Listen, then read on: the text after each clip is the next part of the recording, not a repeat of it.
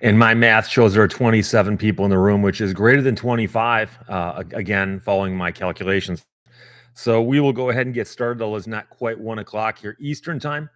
But hey, 25 people are here. I'm happy to hang out and talk. DePaul is here, as is Mark and Earthbound Misfit, Skip and Chapel Hill, and Free Will. Just asked me, can I pay you for advice? And I responded, if you are in Michigan, although quite frankly, I give away more free advice than anything else.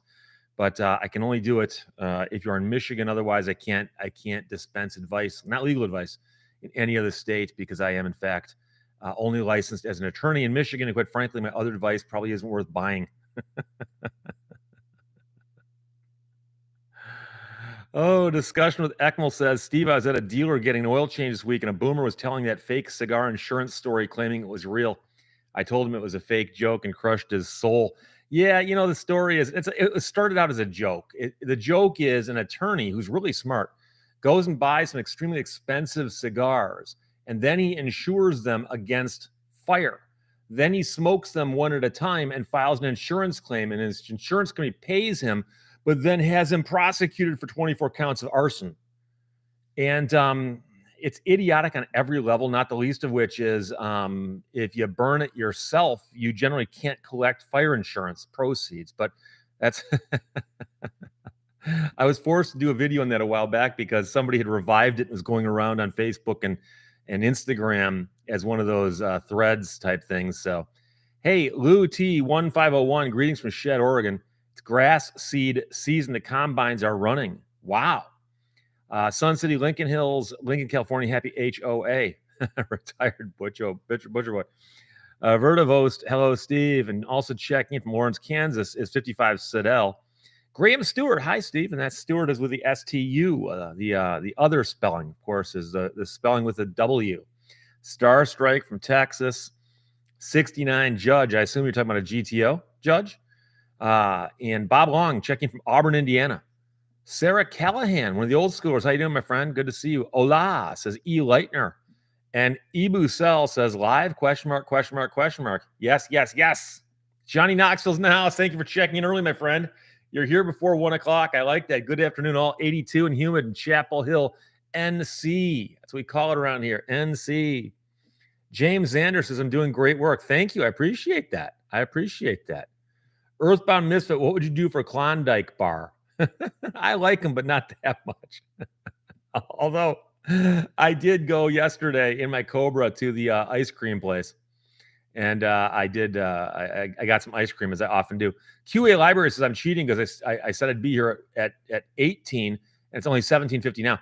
Well, of course, I will be here at 18. Just wait 9 more minutes and see. Randall Munson says inflammatory evidence regarding the smoking of the cigars. Mark Miller says this looks like Denver Bronco orange. This could be actually very close to that. I didn't even realize it. It's got a little bit of red to it. Depends on the light it's under, but it's orangish red. And of course, it is one of my famous Eddie Bauer shirts. Robert Hafey's checking in from Tennessee. Steve Madak from New Mexico. And MG Mustang 05 piece from Bay City, the home of the Bay City Rollers. Well, not really, but their spiritual home here in America. Evo Celsius grass planting season is any month with an R in it. Yeah, pretty much. The best time to plant grass was last season. Second best time today. Jesus Bromson says, good morning from Visalia, California. Of course, it could be Jesus, but I think it's Jesus. I could be wrong.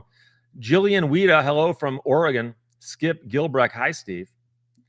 Davey Max says, I'm your favorite viewer from Vancouver, BC. So wait, how many viewers do I have in Vancouver? And do I actually pit them against each other as to which one is my favorite? I don't know. James Pepper says, I told a friend in a civil rights case about the Institute for Justice, and they have filled out their application. Good. Yeah, the Institute for Justice is always looking for good cases. They don't take them all because they can't, but they'll do a great job for the ones they do take. So that's good.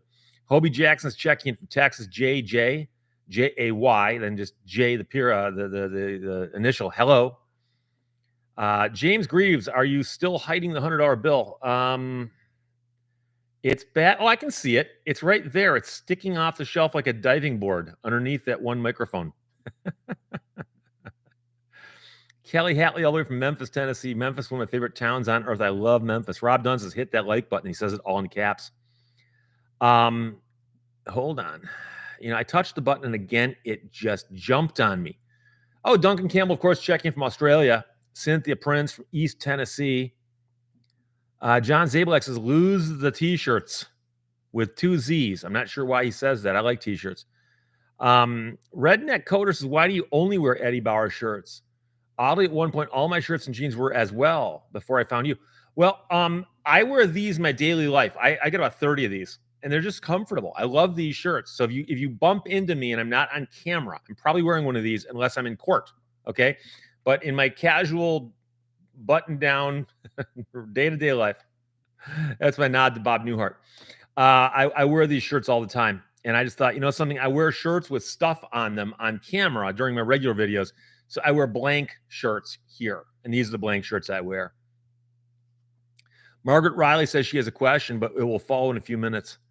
69 Judge says the shirt is carousel red. Is that what they called it? Because I know that it's kind of funny because a lot of times you'll see a car color and you'll think, oh, that's orange. No, that's red, and it's funny how that happens. But some people see these colors like that right on the fringe, Adam Indecorous Nusky says, consider also planting native plants.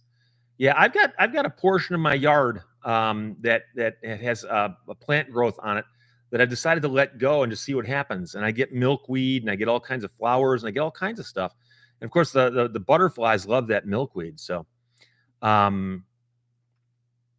Eli Gonzalez, hello from New Hampshire. Night Train FPV says, wait, I'm in Bay City. So we got more than one person in Bay City. Jonathan Pullen, how's Big Pizza doing? Shh. Rule number 1 of Big Pizza. We don't talk about Big Pizza. Ben Leach checking from Owasso, Oklahoma. Now, the question is it pronounced Owasso or Owasso? Because in Michigan, we got a town called Owasso. And the first time I saw an Owasso, I thought, oh, it's a typo. Then I realized, oh, wait, no, that's in Oklahoma. So I do wonder if that is, in fact, the same word being rendered differently because, of course, the natives didn't use our alphabet. Emmanuel Guerra, are you going to be at the American Dream Cruise this year? The Woodward Dream Cruise in Detroit? Absolutely. I will be there. It's August 17th this year, so it's less than a month away. Inspector Mike's checking in from Bourbonnais, Illinois. Bourbonnais? Question is whether the OUR is pronounced like bourbon or Bauer. But I guess the AIS is similar to the OIS, the end of Illinois. You don't say Illinois. I've heard people say Illinois. It doesn't sound idiotic. Theo DeLewin says, howdy from Seattle. Love your content. Well, I appreciate that. I love your comments. Glenn Wolf from Central Wisconsin. JKB says, it jumped on me. Why is it? I wish I had a way to do that better, but hang on. And Canadian Robot Ladies in the house. Thank you very much. Oh boy. Maybe you can answer it eventually, coming to you from near Olympia, Washington. Wait, I scrolled all the way back to see what the question was, and you said maybe you can answer it eventually. Johnny Z from Thetford Township, Michigan. There are a few stores here. Keep the great shows. I have learned a lot. Joshua Gibbs, Morgan County, Tennessee. Ghost, good day, Attorney Lehto and chat. Bob Long says, Steve, U of M or State? Are we talking about who we root for? Michigan, of course. I've worn Michigan stuff on camera. I've mentioned it. I was a huge fan. I did not go to U of M. I was always liked U of M. I got tons of friends who did. I've got friends who went to Michigan State. But when it comes to football, I've been a big supporter of U of M. And so twice in my adult life, they've won national championships. And the most recent run was exciting. I don't care what anybody says. You can go back and watch the highlights of those games, and it's just fun. And I don't even care. They can fall flat on their face next year and lose every single game. I can coast on what they did last year for a little while longer. Gray Duck, any advice for a new law student? Yes, buckle down, study, stick with it. Just do what you can to focus, laser focus on it. I was lucky enough to where I managed to go to school full time, did not have a job, did not have anything else. I managed to get myself in a position where I could do nothing but go to school full time. I attended all my classes, did all my homework, studied really, really hard. Took me a little while to get the hang of it, but I eventually did get the hang of it. And if you feel like you're drowning, understand that everybody else is drowning too. And keep in mind that classes tend to be graded on curves, meaning that you'll survive as long as you are simply outperforming about the other half of the class. So you'll be fine. But just stick with it. Gary Winter, St. Clair Shore, Steve. Any new old cars lately? No, not for me. I did take my Cobra out yesterday, drove it around, put about 20 miles on it. But had a lot of fun. Every time I take that car out, I guess it seems more approachable than the Viper. I was stopped at a light yesterday. A guy pulled up next to me. He's like, dude, I love your car. And then I go about a mile up the road and I turn the corner. Hey, dude, nice car. And people just yelling at me and stuff. And usually when people are yelling at me in traffic, it's behind an upstretched finger, if you know what I mean. No, I'm just kidding. But I got a lot of compliments on the car, and I always enjoy it. And I have people ask me about it. And if I'm parked, I'll pop the hood and show you whatever you want to look at.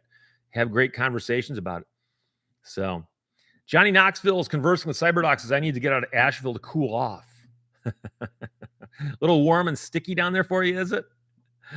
Maureen Childers checking in from Oklahoma, and Greg S. from suburban Philly. Discussion with ECMO says, have you had a lemon law case against an EV yet? Oh, yeah. We've had a few. Not a lot. And this is one of the things I predicted, simply because EVs are a little simpler than your typical car. And so, all the engine things that can go wrong, all the transmission things that can go wrong. It just seems to me that it should be a little easier.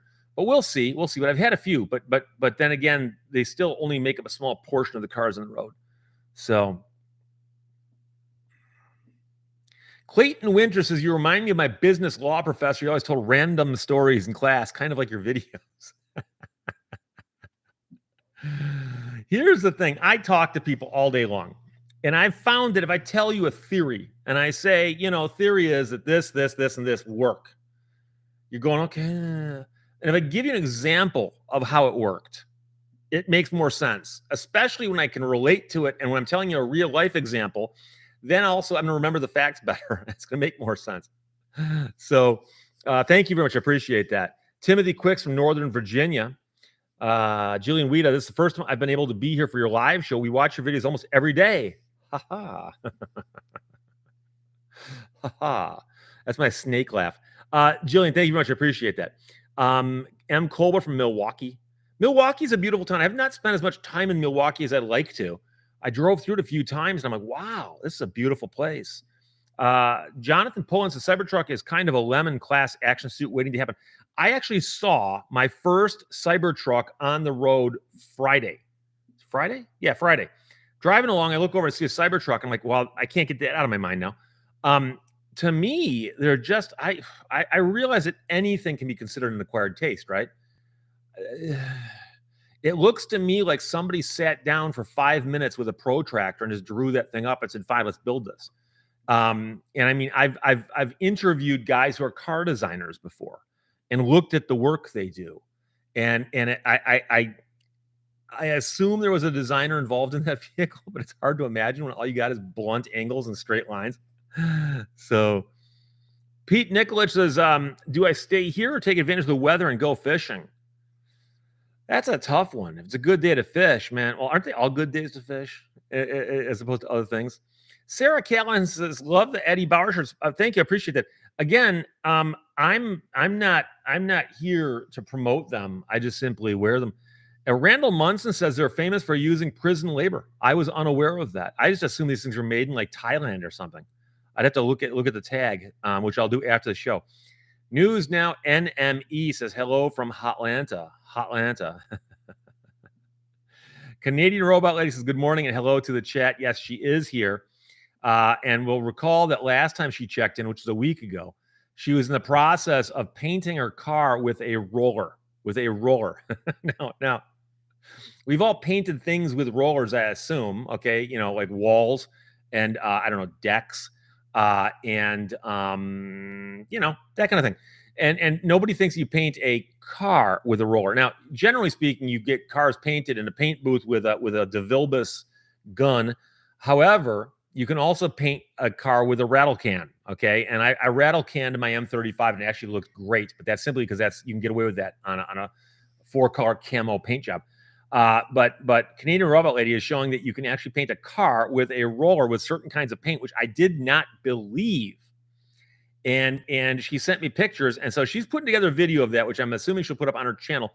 So be sure to visit Canadian Robot Lady's YouTube channel. She doesn't have a lot of stuff up just yet, but she's starting out. She's going to start populating the channel. And the one video we're all looking forward to is the day she puts up the video about her painting her car with a roller. And it doesn't look like a roller. Lewis Browning's checking in. Hey, Professor, how you doing, my friend? I believe you checked in yesterday during a premiere I did for a video. So thank you. I appreciate that. Mark Miller says, we're back to t-shirt wearing. Should we discuss the chair? No, the chair is a permanently closed topic. I went and updated the chair in response to complaints, which is something normally I would never do. But Johnny Knoxville says, my favorite t-shirts are Goodfellow V-necks from Target, super soft, black, and never fade from washing and drying. Yeah, I mean, I've found some cotton shirts I really like also. But the weird thing about t-shirts in general is that sometimes you can get 2 t-shirts of the same size. And if they're different manufacturers, number one, they're different sizes. But number two, it depends on the quality of the cotton. I've had some really nice t-shirts I loved. But the thing is, in the summertime, some of those shirts are a little bit too warm. These breathe better. So I can go outside and walk around and not have to worry about getting all hot. Rick D, that's singular of Rick D's. Inside radio joke. Please pay your New York tolls.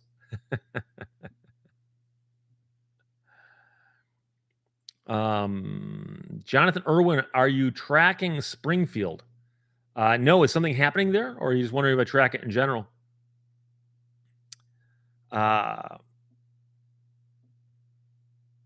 Mr. Red Taco 11 says, question of the day, is it a quota? No. How many times do I have to tell you it's not a quota?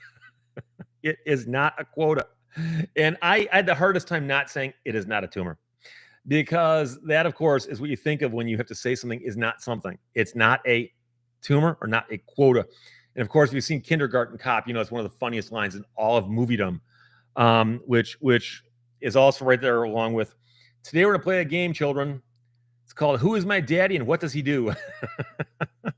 If you haven't seen it, go watch it.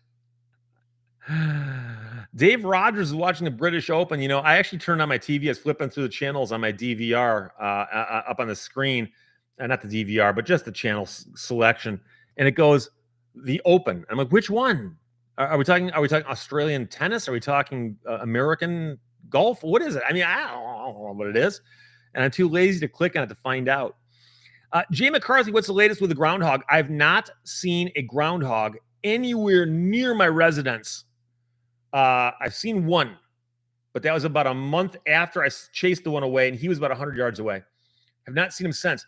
But yesterday morning, about 4 o'clock in the morning, I had 3 raccoons wander past one of my security cameras. And I looked at them like, wow, that's cool. They were clearly, I believe, siblings, and I think their mother was nearby. And I know a lot about raccoon behavior. Just trust me on this. And they don't live very, very close to my house. And I've known that there are raccoons around, but I rarely see them. In fact, I have not seen a raccoon with my own eyes for about 3 years. But they pop up on my cameras, and then also I see their footprints in various places where footprints will pop up, especially in the wintertime. So I know there's raccoons out there, but I actually saw the raccoons, and I assume that the raccoons are helping keep the woodchucks away from the garage. Now, you don't want raccoons in your garage either, okay? But as long as the raccoons stay out of the house, I like them. I like raccoons. I think they're cool. And then just a couple days before that, I had a turkey with a bunch of baby turkeys running around in my backyard. And I did not get a good picture of the babies because of where they were and where my camera was. And it's a long story. But I'll get some pictures, because last year I had 3 families of turkeys and a total of, I believe, 14 children amongst the 3. So at one point in time, I had a herd, because they'd hang out together, of 17 turkeys wandering around my property, and it looked like a flock of geese or something. Huge birds. So checking that up. Ex-European says, my 65th birthday from the Netherlands. Congratulations, my friend. You're a couple years ahead of me. Charlton Marley, hello from Marion, Indiana. Star Strikes is arguing colors on a smartphone is fallacy. Oh, it's even worse with things like this. I see people will take screen grabs of my channel and send them to me.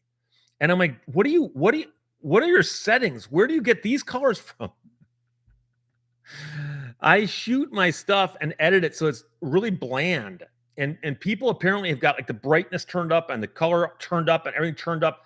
And it's kind of like when you meet somebody who's got a graphic equalizer, doesn't know what it does. They get the bass jammed up and the treble jammed down, and you're like, what are you doing? Listen to the rumble. Well, no, I want to hear the music, not the rumble. So oh. Ebusel says, are they with the Bay City Rollers? Are you referring to the people of Bay City? The rumor is that they wanted an American sounding name, and somebody threw a dart at a map and they came up with Bay City, and they said, oh, the Bay City Rollers, they probably surf there. You don't surf in Bay City, trust me. I like the Bay City Rollers, by the way. Saturday Night's a great song, but their best song is The Way I Feel Tonight, a ballad from a couple of years later. John the Beagle Dad says, hello from hot, Fort Myers, Florida. Here are some hearts. Beagle Dad, beagles? I've known people who've owned beagles, and I know that sometimes they get to howling. And if you don't know what a dog sounds like howling, not all dogs howl. Some dogs bark, but beagles get to howling, and it's a very, very different thing. Very, very more like primitive. Yeah, 69 Judge says Pontiac calls it Carousel Red. Like I said, there's a bunch of these funky names that car companies used. You can't just call a car red. It's the same way Ralph Lauren can't just call paint white. I'm gonna cause shivers to go down the spines of a lot of guys in the audience here. If you ever want to have a really, really rough day, take your wife, if you're married, to Home Depot and go to the paint section and pull out one at random and go, hey, that's white. Let's go with that. And discover how Ralph Lauren's got 73 different shades of white. That's not counting how many shades Bear has got or Sherwin-Williams has got, or it's white, right? No. Arabesque white, Eskimo white, Snow White. That's all white. Audio Assault, Bill and Jackie in Saginaw, Michigan. Love Saginaw, Michigan. Worked there for a few years. WKNX, Saginaw. And it jumped on me again. Why does it do that to me? I never know if I should go further up or further back down. John Snape, has anyone claimed the $100 legitimately? Well, number one, you can't, because the contest ended about 5 years ago.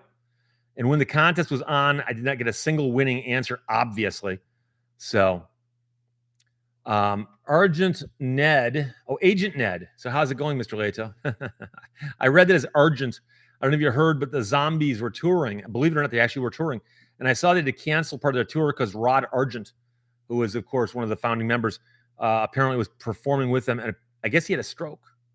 So,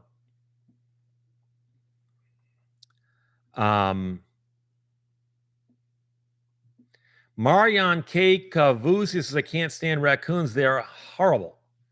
Well, raccoons are fascinating animals. It's just a question whether they get into your house or your garage or your boat or something. But if you simply observe them in their native habitat, they're very, very cool animals. I like them a lot. Hope Doesn't says, ask every time you go live. Never get an answer, but thanks for the content. Incomplete sentence, verb missing, but thank you. You're welcome. I don't know. Oh, the Frank C. Hey, Steve, I've been following you for a couple years and I love your videos. Do you still do things with VinWiki? I saw you removed their sign. I didn't remove his sign so much. He's the one who gave me that I can't drive 55 sign with the X over it. I just moved it out of the scheme because I just had so much stuff back there. I love Ed Boley, and I talk to Ed quite often, and I love VinWiki. I did 11 videos for him, but I did them all in one sitting, and I've not had a chance to get back to his studio to shoot some more. I've got a running list I'm working on over here of stories I'm going to tell on VinWiki. And so one of these days I will. He's invited me back down. I'll go back down one of these days and shoot some more stuff with him.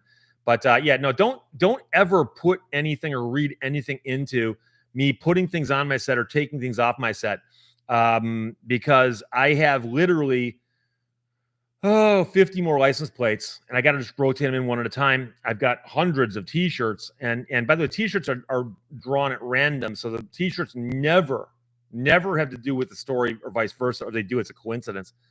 And so don't read between the lines in any of that stuff. It's just a backdrop with a ton of stuff there. So believe in yourself, or as raccoons like shiny tools. Raccoons like shiny stuff. Raccoons are really, really smart. You have no idea how smart they are. Steve, not me, says, I hate raccoons ever since one got in my attic. Yeah, well, they get into your house and like they start building a nest up in your attic, or they get into your boat that's been winterized and they start tearing up the seats looking for insulation. Yeah, all kinds of bad things will happen. Lewis Browning says end qualified immunity and civil asset forfeiture. Thank you very much. And Lewis mentioned to me yesterday that he was going to raise this topic today on this video. And he told me that he had typed the phrase end qualified immunity and that he thought that it got censored because he couldn't find his post. And so when he told me that, I said, oh, that's interesting. And so I went to my own page and I did a search for comments that contained the phrase end qualified immunity. And I found a ton of them.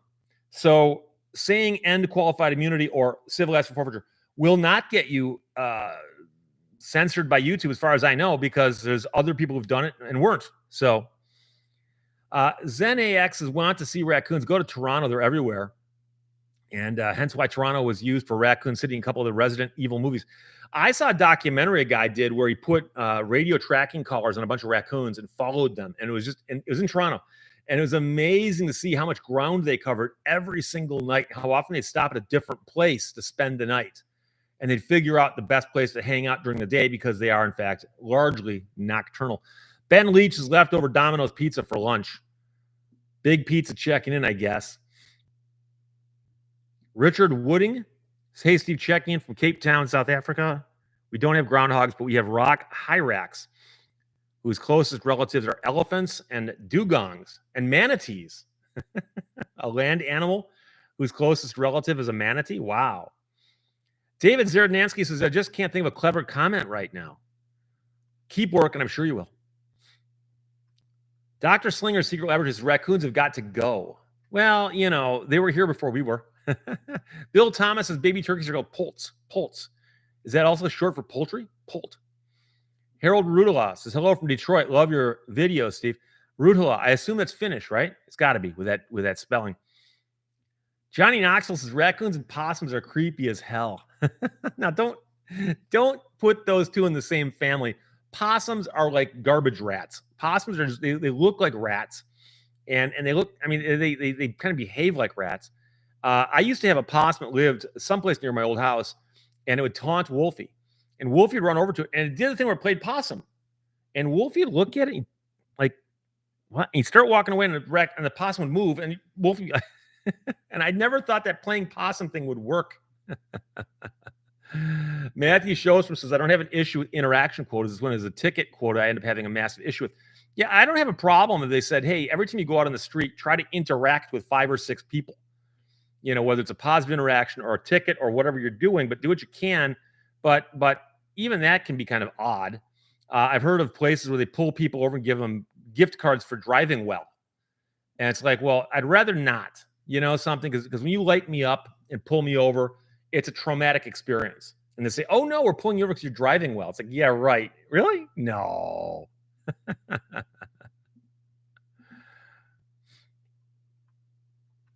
Mad Hatter Matt says, howdy, Steve. Howdy, Mad.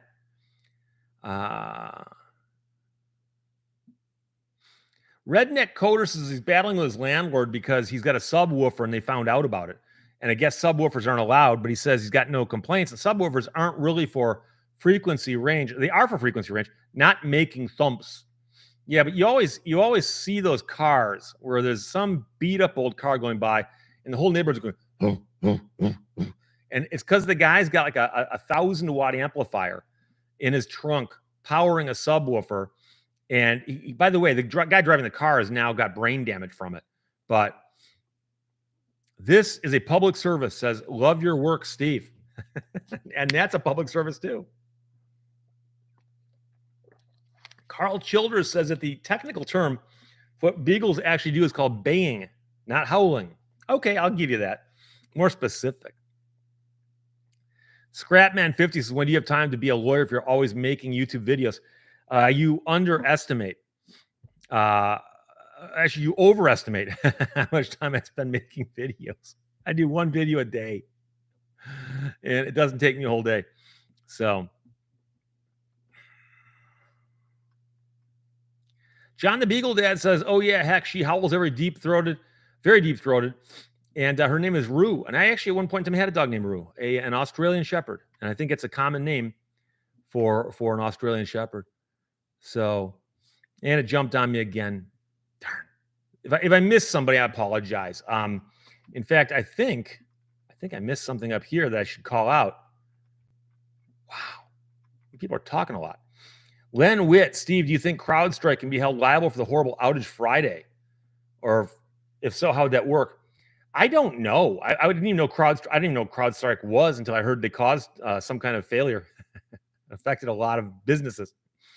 I'd be curious to see what their contract says. I bet their contract says specifically that they're not liable for anything. So, and I think Johnny Knoxville may have tossed some money into the hat too, and I appreciate that. I cannot find where that happened, and I suspect it's because I should I reset this thing at the top? Hang on, can I reset this thing at the top? There's that, and oh, there we go. Johnny Knoxville. Nobody's helping Steve tend this bar. Tip early, friends. Tip early. Thank you. Appreciate that. Okay. Hey, there's a thing now where I can let AI summarize your questions. Good luck with that. Bill Thomas's Australian Shepherds were bred in the USA, and some now call them American Shepherds. That actually would make more sense. I knew that. Australian Shepherds are a mix of a couple different dogs, and they called them Australian Shepherds because it sounded cool. So there you go. Oh, boy. Carl Childers says CrowdStrike does have a hold harmless in their paperwork, of course. Kurt's Corner, Steve, Kurt and Laura here from Battleground, Washington. Thank you, my friends. I keep meaning to say hello to you guys, and thank you. So I appreciate everything you guys have done. More than you can imagine. Kurt and Laura, great friends of the show. Jonathan Pullen just checks in. It looks like there's some kind of animated coffee cup there. I appreciate that. Beagle Bob says beagling is a verb. There's also a few others asking about ham radio based on a recent shirt. Yeah, I get asked about that all the time. I wear a lot of shirts celebrating ham radio, which is amateur radio operators. And I am not a participant myself. I've got an older brother who used to do that. But I've had a lot of people send those kinds of shirts in, and I wear them. So I wear a lot of shirts that I'm not actually affiliated with, but I support these causes, and that's one I actually cause. So.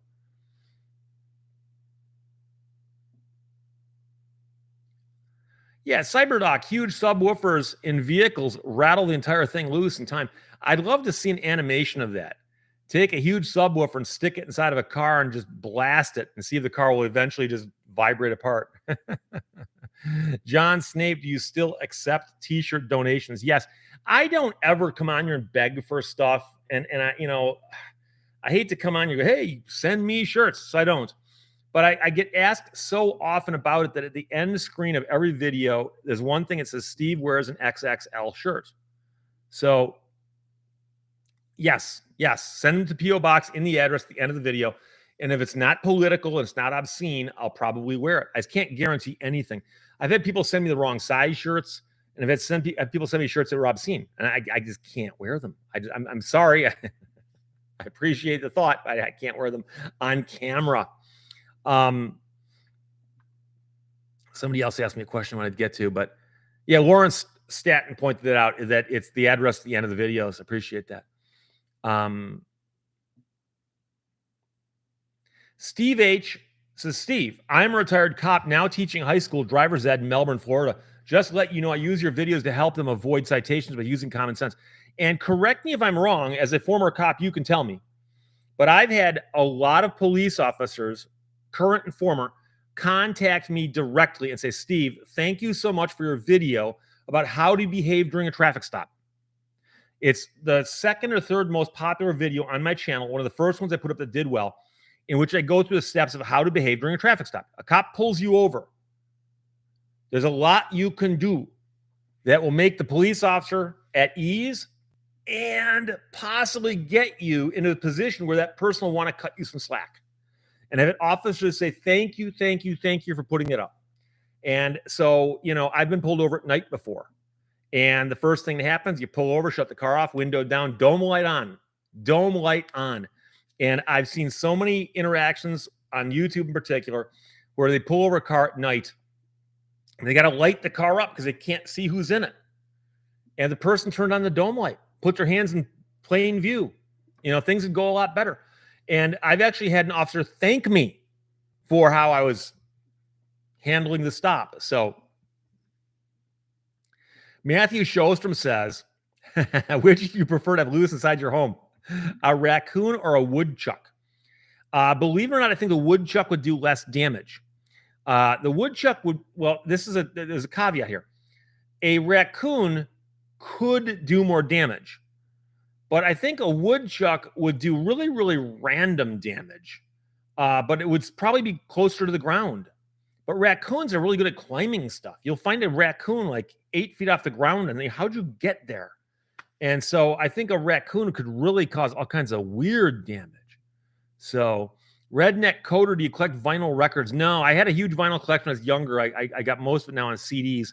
Occasionally I buy MP3s. I don't even have a player anymore, so I wish I did, but I don't. Alan T says it's Rebel Road Bike Week in Muskegon. And Muskegon, of course, is over here. J. Paul says, Steve, you don't need code now to get a tech cam license. Do it. I know guys, I still know guys to this day who can do Morse code, good Morse code. But I understand that. I've got time, but I don't need more hobbies. Sean Tweeten says, do you have a favorite kind of t-shirt? Well, you mean for wearing or for putting on camera? On camera, the ones I like the most are from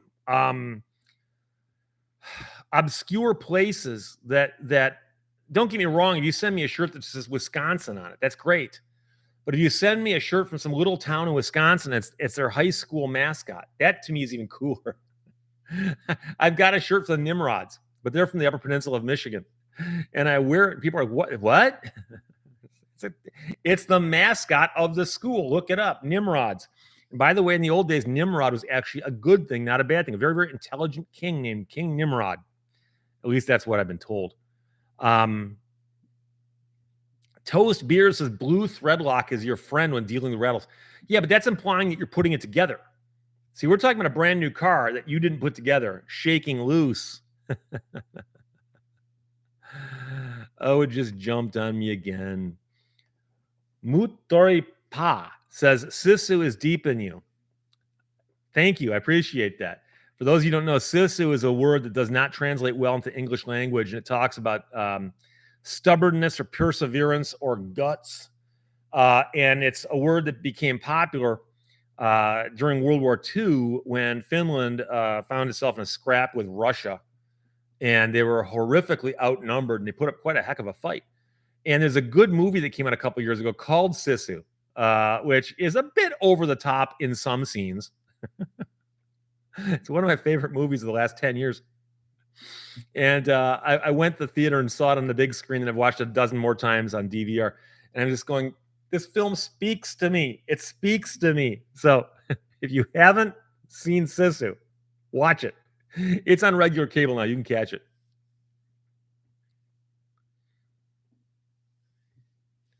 Orange Valley Express says, my brother-in-law just had his truck repoed by a credit union for a car he doesn't own anymore. The dealership sold it, never paid off his trade-in. We can't find a lawyer. Depends on what state you're in. I know lawyers who do that for a living. I know lawyers who do wrongful repo and credit problems and all that stuff all day long. It depends on what state you're in. Because there are some of these niche specialty laws that it's hard to find a lawyer who handles them, but I actually do know some who are, handling those kinds of things. Reiner Man says a woodchuck is something you would not want if you had a lot of wood in your house. Like you're just chucking it.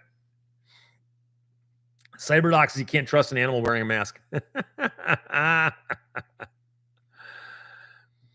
Scrapman50 says a dog would chase a raccoon all over the house, and a woodchuck would probably just give up and get eaten. That's possible. Johnny Knoxville says we need to get you an Art Bell shirt. I'd be happy to wear. Wait, didn't I have an Art Bell shirt? I seem to recall I may have had an Art Bell shirt years and years and years ago because I've worked some out of the rotation. I currently have about 150 shirts over there, and once in a while I got to retire some more to fit some new ones. And I got like 12 new shirts last week. Groundhogs will undermine your foundations. And I look at empty houses to buy, and there are big dirt piles inside where they dug under the foundation. Now, you have to be careful. You do not want woodchucks near your house or your sheds or your garages, especially anything that's got a slab foundation, because woodchucks will burrow underneath the slab and start living down there. And they don't care if they're causing damage to your house because they're just like, hey, we got a cement roof over our heads. So you got to be careful. If you find them, you got to get rid of them. So Mike Lackner, who was your childhood hero? Depends on what time frame we're talking about. It may have been a baseball player for the Detroit Tigers when I was really, really little, but I'm not really sure about that. I'd have to think. Stephen Cook with a V checking in from the Jersey Shore. The people of the Jersey Shore must be very, very miffed about that show because now anybody who hears the term Jersey Shore just thinks of that show. Lewis Browning says Steve wants more Hot Wheels. Yeah, Hot Wheels fit in the set real easily. They don't take up much room. I've had some people send me some really, really big things. And if I can fit it on the set, I will. But if I can't, I can't. So you got to understand that if you've got something large and you're worried, you send me a picture with a ruler and go, if I send this to you, could you put this on your set? And if I tell you no, then you can change your mind. So Matt Arnold says Art Bell was a ham radio operator. Okay. Orange Belly Express says he lives in Florida, but the biz and the bank are in Tennessee. Can I email you for a referral? Well, if he lives in Florida, and assuming it happened in Florida, look up my attorney friend, Brian Parker. Brian Parker. He's got a website. He's got a YouTube channel. He specializes in stuff like this. Brian Parker. And he's northwestish. I think he's over towards Naples. But look him up. He's on the internet. You'll find his website. If you can't find his website, send me an email. I'll send it to you. Jake from State Farm says my favorite Tiger was Ernie Harwell. Ernie was the man. I used to listen to Detroit Tigers baseball games, Ernie Harwell calling the game. And he was one of those guys who just did it perfectly. Mark the Bird Fidrich, Mindbend reminds us, Mark the Bird Fidrich, crazy story. Guy was a rookie. And he came in his rookie season, and he was unbeatable. He was just unbelievable. He's a pitcher. And he was what we call eccentric. He would talk to himself, talk to the ball, and he had an amazing ERA and win-loss record in his first year. All-star team. I think he may have been rookie of the year, that kind of thing. And then he had a couple injuries, and he kind of fell out of baseball. And he was farming a few years back, and he got killed in an accident on his farm working on his own vehicle. And a crazy story, but an amazing character. And for a little while, the Tigers weren't that good. But they had this one pitcher that was actually getting attention nationwide. So Earthbound Misfit says, it's how much ground can a groundhog grind if a groundhog could grind ground? Well, you could also hog ground, I think. I think that's, On radio, Active Waves says, hello, Steve, in all caps. I say hello on radio waves back in all caps. So you can't hear the difference. Al Kaline was a great Tiger, and they named a battery after him. Of course they did. People forget that back when Al Kaline was like the franchise player for Detroit, He had to take his winters off and go back to Baltimore and work in like a hardware store because you could be the most important person on a team and be making like, I don't know, 50 grand a year or something. Oh, Margaret Riley says, Steve, what's your mailing address? My question is so long I can't send it to you on here. Maybe you can answer it during another video. Thanks in advance. You should email me at steve@lehtoslaw.com. And I always make sure I spelled it correctly. There you go. Email it to me. I just put the email in the chat. Deborah Florian says, I grew up on the Jersey Shore, and us locals were nothing like those fools on that show.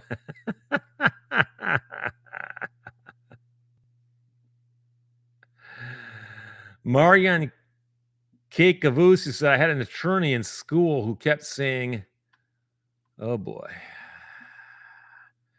depends all the time like you do. Well, you have to understand, people tend to think that rules are absolutes.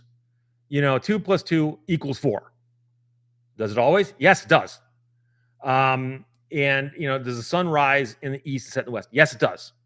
Okay. If somebody's speeding, will they get arrested for it? It depends.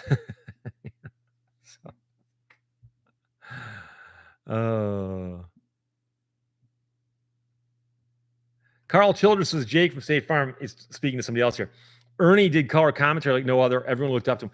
Ernie Harwell was one of the most respected play-by-play guys in baseball for a couple decades. And even if you were from another city, you asked around, many of the people said, yeah, Ernie Harwell, Tigers, absolutely. And it was just, I can tell you right now, when the Tigers were in the World Series in '84, and I got to see Game 5 live, I was in the stands for Game 5.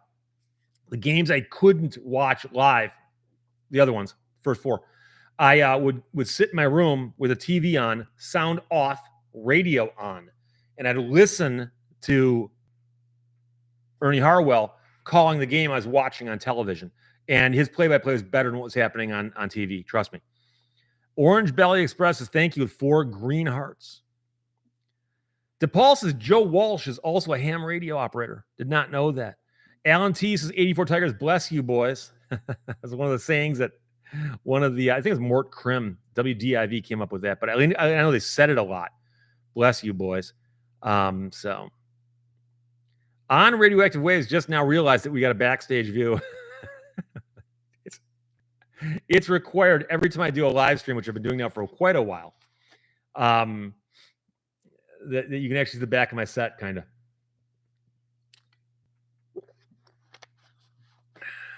J. Paul says, do you know if it's legal to wear the seatbelt shoulder strap under your arm if it rubs your neck? I've never gotten into the definitions of what it means to be wearing your seatbelt versus not. I see a lot of people who pull the thing over and then like do something else with the part that goes across your chest. But I can see a police officer saying I couldn't see it, so I assume you're not wearing it. And then it's going to be an argument between whether you're wearing it or not. I mentioned before that my Viper, the seatbelt thing does go by my neck. And so I got those pads that you put on there that go up against. You can put that so it doesn't scrape on your neck. But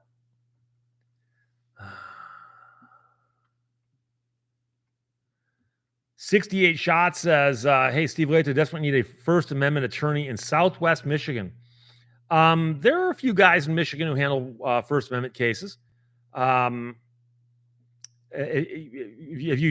assuming you've tried Googling First Amendment attorney Southwest Michigan to see what pops up, right? That doesn't work. I think I tried Dean Greenblatt. He's a constitutional lawyer, a good guy I've talked to before. He might be able to help you out. And thank you, by the way, for the contribution. I appreciate that. DePaul, I had an Al Kaline model fielder's glove in Little League. Wow. What's really funny, I had a baseball glove that I bought when I was in like 6th or 7th grade, and I used it for Little League, the last year of Little League, and then I used it for high school and a few other things. And it had a guy's name on it. I didn't know what he did, and this is before there's the internet, so I had no idea who the guy's name was on my glove. And I remember kids looking at it going, who's that? I'm like, I don't know. So I'm not sure how much those actual autographed versions, not autographed, but the signature version, whether or not they are that useful. Um,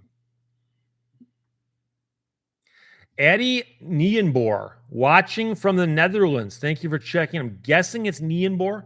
The J is often pronounced as a Y, or what we call a Y over here. Hugo's Travels check in from Torrance, California. Torrance.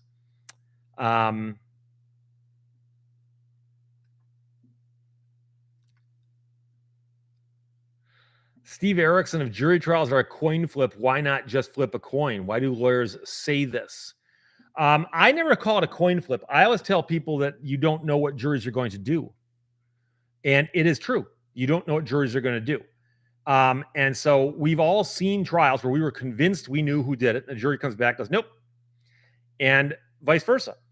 And so remember that 99% of all cases, especially civil cases, settle, where the parties come to a settlement. And I've had clients who turned down good settlements. And they're like, I want more. And I'm like, but this settlement is fair. Like, I want more. And I've had clients also tell me, they go, I want a jury to hear my story. I'm like, why do you want 6 strangers you don't know prior to today to hear your story? As if those 6 are going to make a difference. Like, what? I once had a client say that in front of a judge. And the judge goes, excuse me. My client goes, I want to tell my story to a jury. And she goes, why? And she goes, my client said, because I want someone to hear this. And the judge goes, fine, tell me.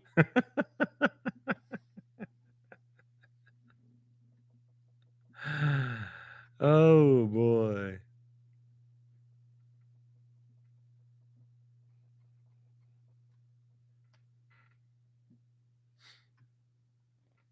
Peacefully Scripted says, hi, Steve. Happy Sunday. And to you, my friend.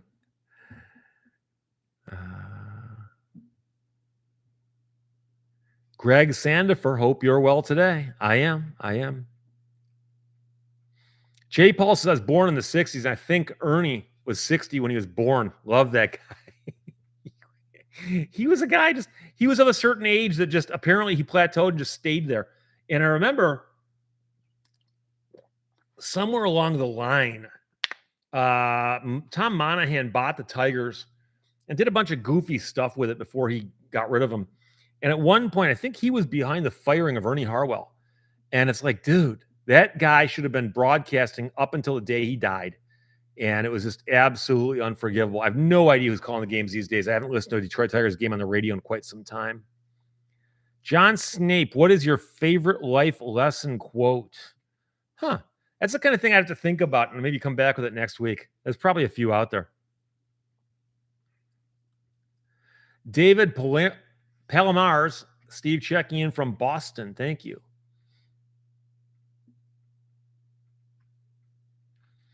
Steve Colasar, I've rented a place for 16 years and have been prevented from buying the place after the owner died. The heir is out of state and the realty company hired is interested in buying the property. Did you have a deal to buy the place? And if so, was it in writing? I've heard a lot of people who were talking to somebody and they got along really well with that person. The person made them promises, verbal promises. And then that person died and the heirs came in and go, what? He didn't tell you that. What? And then it becomes a question of how well can you prove that? Alan T says it was Sparky Anderson in an interview who coined the phrase "bless you boys." I did not know that. I just remember Mort Krim signing off with it. Sparky is a great guy, though. People forget that baseball can get boring, and it's because they tend to just play this conservative style over and over and over again.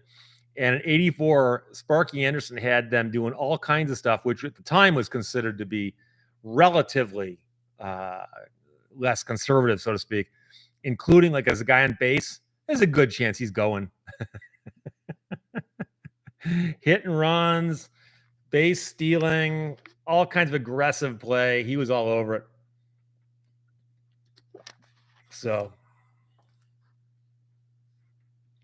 Scrapman 50 says, I think squirrels do more damage than raccoons. Had a squirrel that chewed on the siding of my home every morning and woke me up at sunrise every day. He learned to avoid a BB gun. I had years ago, little red squirrels that got in my attic. And I don't know how much damage they're doing, but they make a lot of noise. They keep me up at night until I caught them and relocated them. Someone asked, why is your Viper got the seatbelt on the other side? I have no idea why. It just does. It just does. And people get in that car and they reach for the belt. It's not, I go, no, it's the other side. They go, oh, and they reach over here. I don't know why. It just does. Tank O Military says North Dakota defines the correct way to wear a seatbelt, like actually in their vehicle code. Wow. Michael Lawless says, what do you think of juror affidavits post mistrial in the Karen retrial? I've not seen any of them or heard about that. I don't know. It's an interesting question. Joseph Barrett, I've been stuck in ATL airport for 24 hours. Can you sue Delta for me? I've suffered an entire day of damages. Wow. Hang in there, my friend.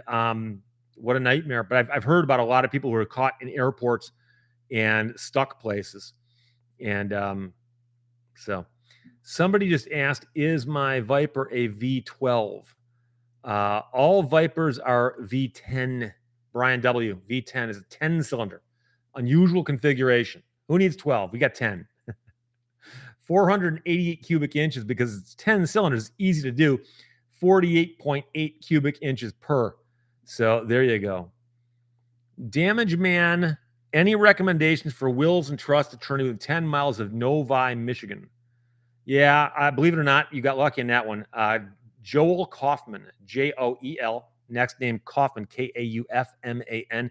He's in Farmington Hills, might be 10-ish from where you are. But Joel Kaufman does wills and trusts, I'm pretty sure. He's a really, really good guy, really nice guy. So you got lucky with that one. Jim's, I mean, because I get people ask me, Steve, do you have somebody does Social Security law in Traverse City? I'm like, no and no. Jim's camera at dawn. Steve, greetings from North Carolina. Watch your show daily. Thank you. And no, thank you for watching. I appreciate that. I've said this before, and it's a cliche, and I'll say it again. The only reason I exist on YouTube is because people watch me. If you stopped watching, I would disappear. I have to mention, and this, by the way, is a program note. A program note. I mentioned that about a month ago, I spoke in Calumet at a fundraiser to raise money to build a statue to Big Annie Clements, a leader of the strike of 1913. And that was the strike that involved, among other things, the Italian Hall disaster on Christmas Eve, 1913.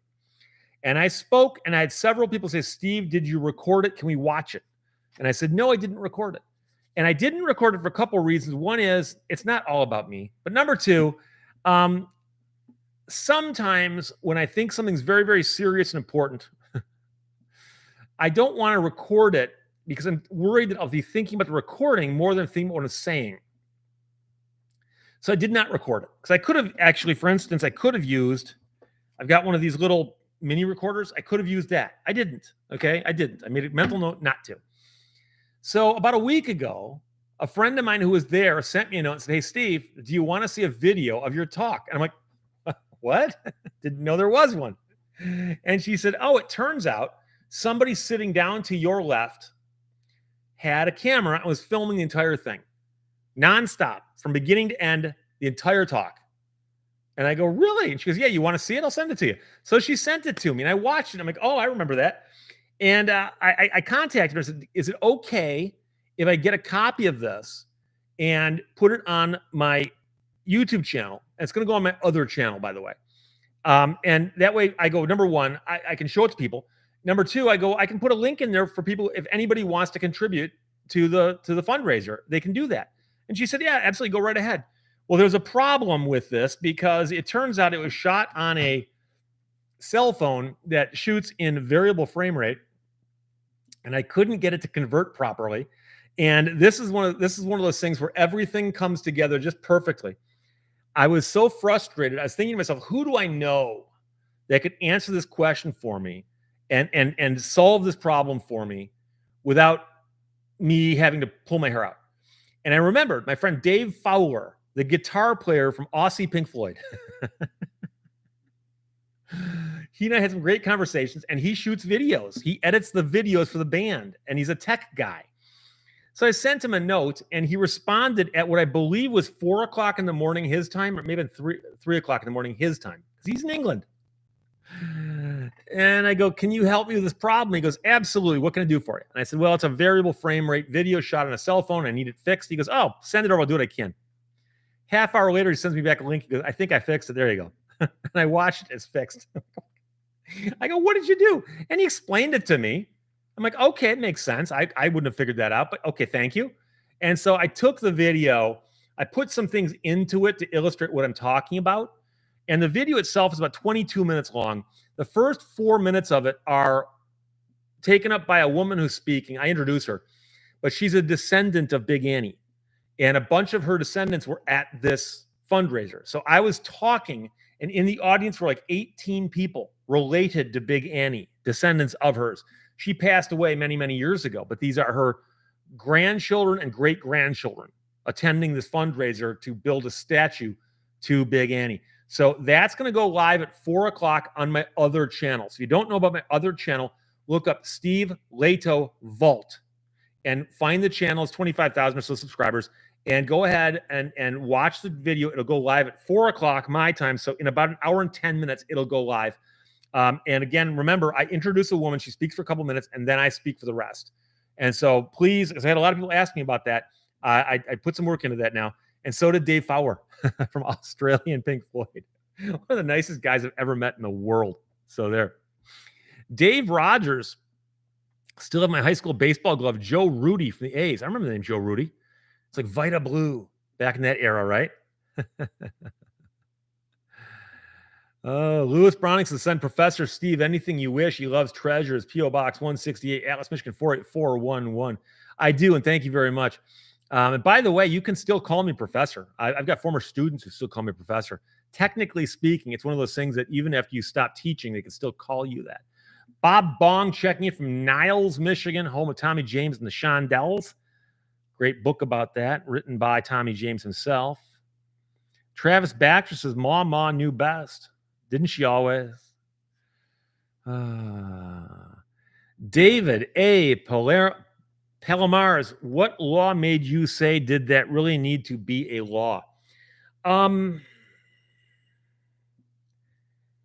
can't think of any of those either, because I know a lot of people talk about these silly laws that are out there.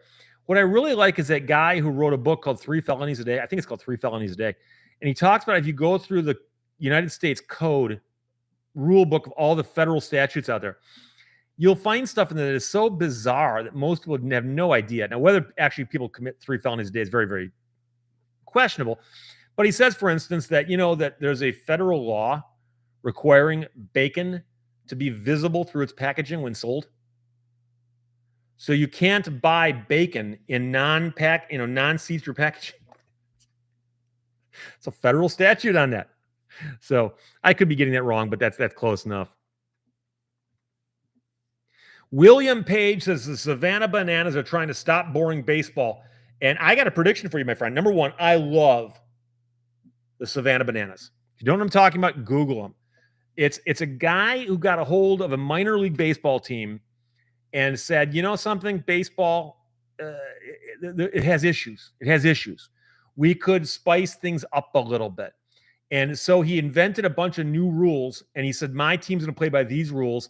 And it's like the Harlem Globetrotters. They need to have a team to play against. They got the party guys they play against, party animals, and they tour. They sell out major stadiums.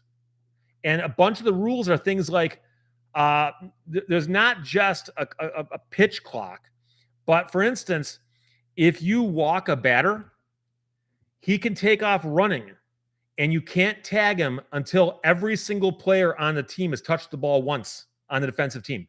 So guys have scored home runs by being walked, and they want the pitchers to pitch the ball so it gets hit and put into play.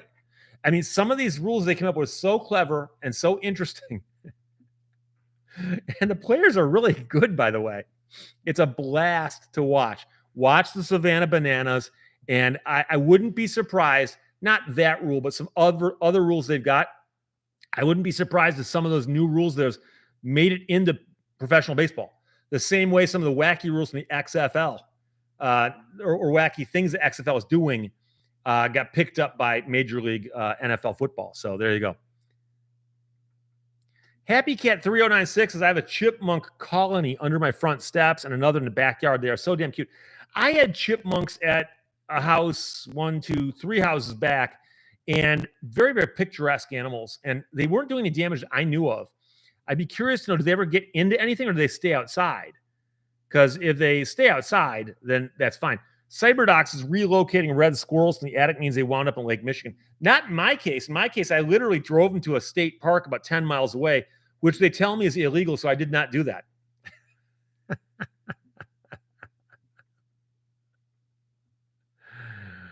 Oh, boy. 68 shots as I messaged Attorney Greenblatt. Thank you. I appreciate that. Glad you did that. Again, I don't know if you can take your case or not. Don't know anything about your case, really.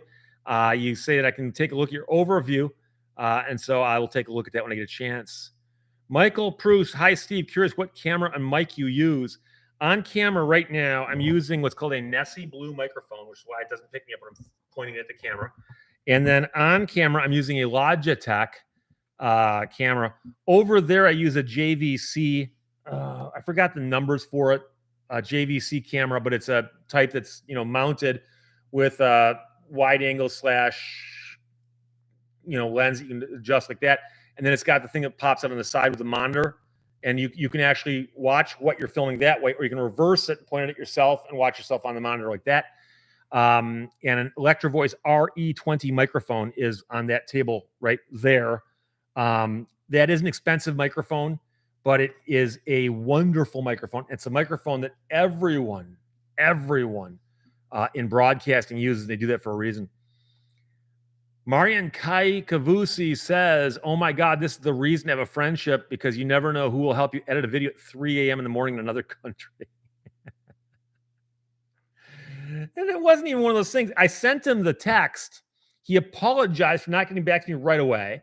How can I help? I described him to send it to me. I sent it to him. There you go. Anything else can help you? I'm like, no, I'm all set. Thank you. He's just, okay, let me know.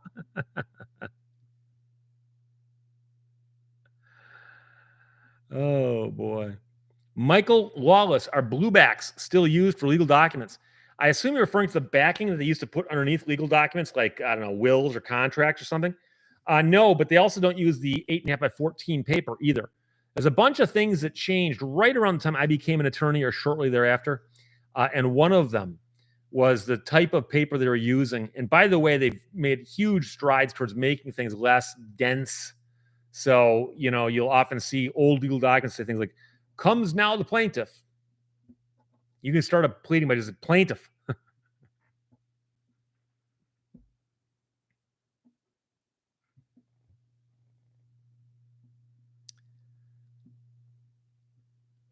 Inspector Mike, have you ever been duped and wore a shirt with an off-color message you didn't first understand? I don't think so. At least no one's told me I haven't. I'm assuming somebody would. I've had a few shirts that I got, and I was curious about them, so I Googled them to find out what they were, double checked. And I've had some misunderstandings. I think I mentioned a few weeks ago I had a license plate that said CAF SUX. CAF sucks. Civil ask forfeiture sucks. And I had a guy go, oh, so now the Confederate Air Force sucks? Good to know. Goodbye. It's like, dude, it's not about you. Not everything's about you. Mike Torello, thanks for the time today. Steve, got a roll. Well, thank you for checking. You were here for a good amount of time. I appreciate that. You'll get credit. Caesar Suedo, did you see the Alec Baldwin trial? Did you think he should have been found guilty? Well, they didn't really have a trial. They threw it out and tossed it before the trial started. The question is, should he have been tried? And I'm not sure. I don't know enough of the facts, but it does sound like the person handling the equipment on the set, the armorer, made some mistakes, because if you're using prop guns and or guns as props, you shouldn't be putting loaded ones on the set. And so when someone hands it to him, and he's a professional actor, and he's been playing with these props all these years, someone who hands it to him, it's their job to make sure the thing is clear. Now, do you point it at somebody and pull? I don't know about that. But, the reason that the case got tossed is because the prosecution is alleged to have withheld information that could have been used in his defense. And that's the penalty. And prosecutors know that, by the way. They know darn well, give them everything. And when they accidentally withhold something that would have helped him, it makes you wonder, why'd they hold that back? So, Mr. Bob Newell, my ankle monitor is itchy. Is it okay to cut it off? No, I would not cut your foot off for that. That's your foot won't grow back. Drain the swamps so Steve could run for government. Being a lemon law attorney would overqualify him. No, I honestly think that the reason that more people don't run for office is that they're scared of what will happen to them in the election campaign process. Do I want total strangers running ads calling me all kinds of names on television? No.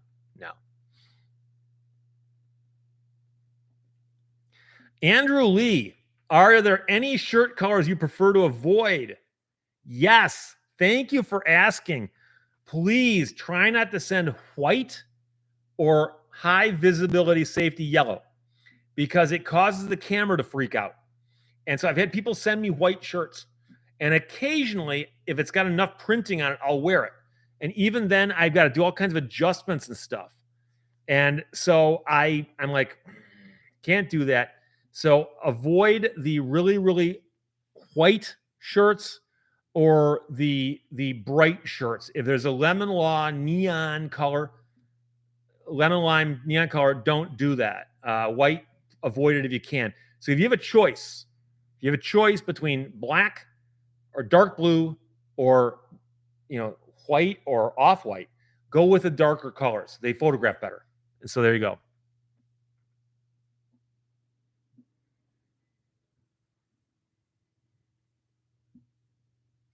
J. Paul says, is it common for lawyers in a hung jury trial to ask the judge to give jurors their number to speak with them afterwards? It happened to me. No, I've never heard of that before. The question I have is, the attorneys would have the names of the jurors, but just the names. I don't know they get the phone numbers. And so it's possible. Is it possible that the guy just looked up your phone number? But I would never call a juror. I'd be scared it would look too bad. I've had jurors call me. I once had a case where a juror called me later to tell me what they thought of the case. And I appreciated it because I got some good feedback. Because sometimes you don't know. You have no idea what happens back then unless you talk to jurors. So I'd be more curious about whether that's actually happened.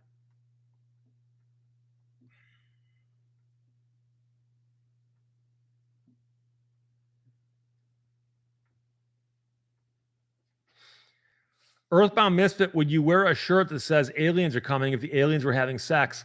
Yeah, I'd have to treat that as obscene, even though aliens aren't real. But then again, birds aren't real, so.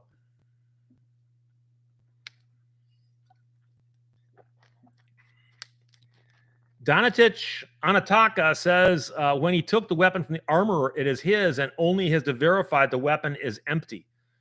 You're assuming he knows how to do that. I don't even know what kind of weapon it was, but I'd be curious about that. Latachia 2 says, would you please answer Toast Beer's question about the tickets? I didn't see the question, so I don't know what you're talking about. Sorry. And I apologize for that. I'm sure you'll notice that occasionally I will be answering a question and other questions will get posted. And then I'll start answering other questions, and I missed a bunch in the middle. And I'm not jumping over them on purpose. It's just that they passed by. And if I keep working from up here, eventually get so far behind that people are like, what's this guy talking about? He's answering questions that nobody asked him. And it's because I just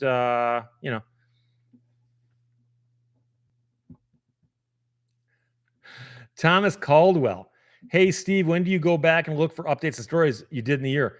Have not heard any updates on catalytic converter theft. Is it on the decline or just tired of reporting? It is the latter. I'm just tired of talking about it. I see stories all the time. I'm not sure they've done anything in particular about catalytic converter theft in terms of making it go away. I've heard some half-assed efforts. I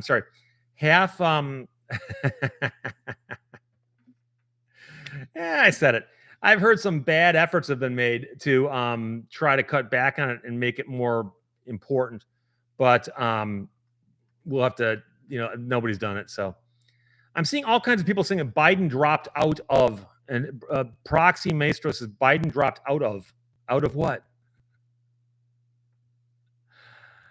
Oh, no one knows. The Confederate Air Force was renamed years ago. Now it's the Commemorative Air Force. Yeah. So the guy goes, "Oh, Commemorative Air Force sucks. Goodbye."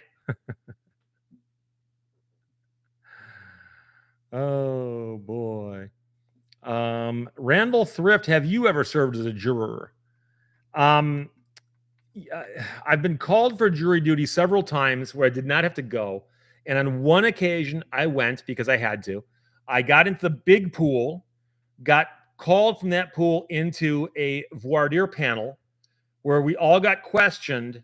And then after the questioning, I was dismissed. And I'm 99% certain the reason I got dismissed was somebody was, "What do you do for a living?" And I said, "I'm an attorney."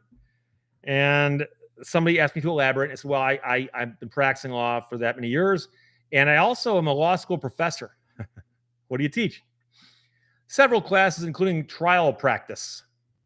And I guarantee you that both attorneys are like, "Ooh, this guy's gonna be sitting there critiquing everything we do." But that could just be me. So we'll see. Johnny Knoxville says the gun was a 45 revolver. So then is that something you can actually look at and see, or do you actually have to pop that thing out? I don't know. I don't know. Brian W. says, "My father's getting too old to drive." That's one of those things that you have to do a intervention on. And we've all heard the stories. I've known people who have not been able to stop a loved one from driving when they should stop. And it can get ugly real fast. Brian Bonsteel, "Hey, Steve, thanks for everything you do. Always enjoy seeing a new upload with your insight."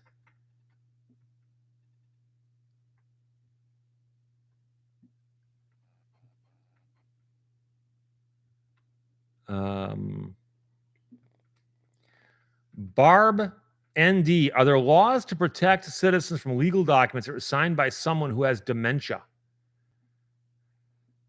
Depends on the legal documents, but you can always go to court and ask a court to rule that the signature was invalid because of that. But that would be it depends on whether it's worthwhile or not. Ben Leach says you can assign moderator status to a few viewers to help handle the amount of questions. Well, they can't do much to change the amount of questions, short of changing the timeouts, things like that.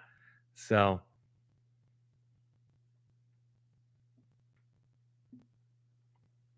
Hugo's Travels, "Have you ever defended an attorney?" No. There are specialists who handle that. I've grieved other attorneys. One of these days, I might do a video about one because I've got one that's very funny. So,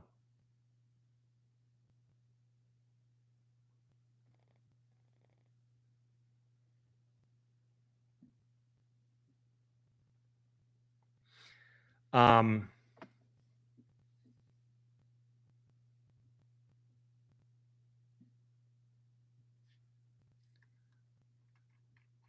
something jumped on me again. Jason Brindamore, "I don't think Michigan trying to allow motorcycles to do lane splitting is a good idea for anyone's safety." Something, I've never been a fan of motorcyclists lane splitting, but I'm not a motorcyclist, so I saw a lot in California of people doing that, but not in Michigan. But I think they've been talking about it now in Michigan. And one of the problems with lane splitting is, if you don't know, we're talking about people on motorcycles driving between cars. Okay, so there's a car in this lane, a car in this lane, and a motorcycle can pass by going between them. And it makes a lot of sense, like at stoplights. All the cars are backed up. You let the motorcycles get the front and take off because they're faster than cars. But in traffic, I remember being on the 10, cars in every single lane. In your rearview mirror, you see a motorcycle just zooming from one side of the freeway to the other, just weaving in and out of cars. And you know darn well that someone is going to not be watching and decide to change lanes just as the person pulls up that way. So it's very, very, in my mind, iffy. But if you're on a motorcycle and that's what you want to do and you think it's safe, I'm not going to tell you how to drive your motorcycle. And so I know people who ride motorcycles. I've ridden one myself. I've never owned one. I don't own one now. But my fear of motorcycles is not of people on them. It's the people in cars who disregard them and run them over, run them off, or hit them and things like that. So, and for the two, says lane splitting at a stoplight makes sense to allow the bikes to get to the front, but just not smart. Night Train FPV says not legal in Michigan, but they've been talking about it. Though. I think they've been talking about possibly bringing it here. Dave Westlake says, anyone ever filed a lien or tried to foreclose on a government property for failure to return civil asset forfeiture assets? Well, you'd have to get a judgment against the government. If you got a judgment, those get paid. I've had a lot of people ask me about that. They say, well, if somebody wrongs me, can't I just go lien their house or lien their property? Now that a judgment, you can't. Get a judgment, execute on the judgment, but that's a different thing altogether.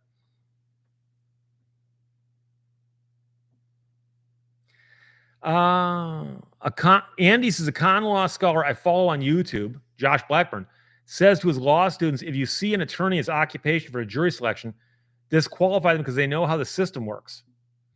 And I've heard all kinds of things, but I know attorneys who've served, and I've told before the story that on one occasion, I was picking a jury and I was suing a used car dealer. And I asked the guy, what do you do for a living? Because I sell used cars. And I just said the lawsuit is against a used car dealer. And I said, I got a question for you then. And he goes, yeah, what's that? I go, there's a lot of car dealers out there, right? Used car dealers? He goes, yep. How long you been doing it? He tells me some number of years. I go, great. I go, you probably know that a lot of people don't think highly of used car dealers the same way they don't think highly of lawyers, right? He goes, yeah. I said, and that's because there's good ones and there's bad ones, right? Or am I wrong? He goes, no, you're right. There's good ones and bad ones. I go, okay. The bad ones give the good ones a bad name, right? And he goes, yeah. I go, which are you, good or bad? And he goes, I'm one of the good ones. I'm like, okay. I'm okay with this guy, and I left him on the jury. And my opponent probably thought I had just lost my mind. I almost said effing lost my mind because I left a used car salesman on a jury in a lawsuit against a used car dealer. And he left him on the jury also. That guy was the foreman, and they gave my client every penny we asked for. It's one of my favorite trials of all time. In fact, I've got a transcript of that trial. I might dig it out and see. I'm not sure if I've got a transcript of the jury selection. I'd like to find that because it's hilarious. And I remember I had a guy helping me with the trial, a friend of mine who's a law student. And he goes, oh my God, that's brilliant. Because he knew what I was doing. I go, think about it. If you're one of the good guys, you want to root the bad guys out. It's a question whether you can prove that guy's the bad guy. And we did. So there you go.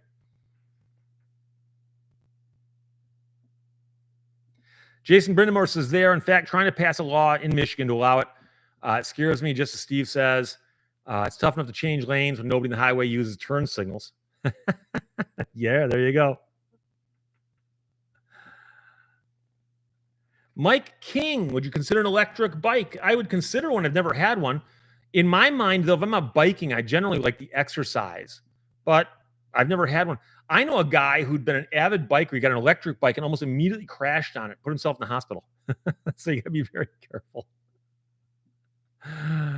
Oh, Marian K. Cavusi is talking about the heat in Arizona, and I'm going to mention that I know people with bikes, motorcycles, who do things like ride in California, and they'll tell you that a lot of motorcycles are air cooled, and so you want them to be moving, and so you're sitting there in bumper to bumper traffic, and you can't lane split, and you're just sitting there. Your bike's getting hot. If you get the bike moving, it's better for the bike. So there is an argument to be made on that, as well as if you get to the front, you can take off faster, and that'll help that way. Dave Beeler, ever been to Isle Royal, Michigan? Probably northernmost part of Michigan. Absolutely. I've never been there. Interesting story from the mid 1800s about a couple that was abandoned there over a winter with few supplies. There's also, I read a book. I'm trying to remember the name of it. A woman who went out to Isle Royal with her husband because he was working on a mine, at a copper mine out there. And she described what it was like to live in the wilderness of this island that was so far out in the middle of Lake Superior that it's closer to Canada than it is to the U.S. But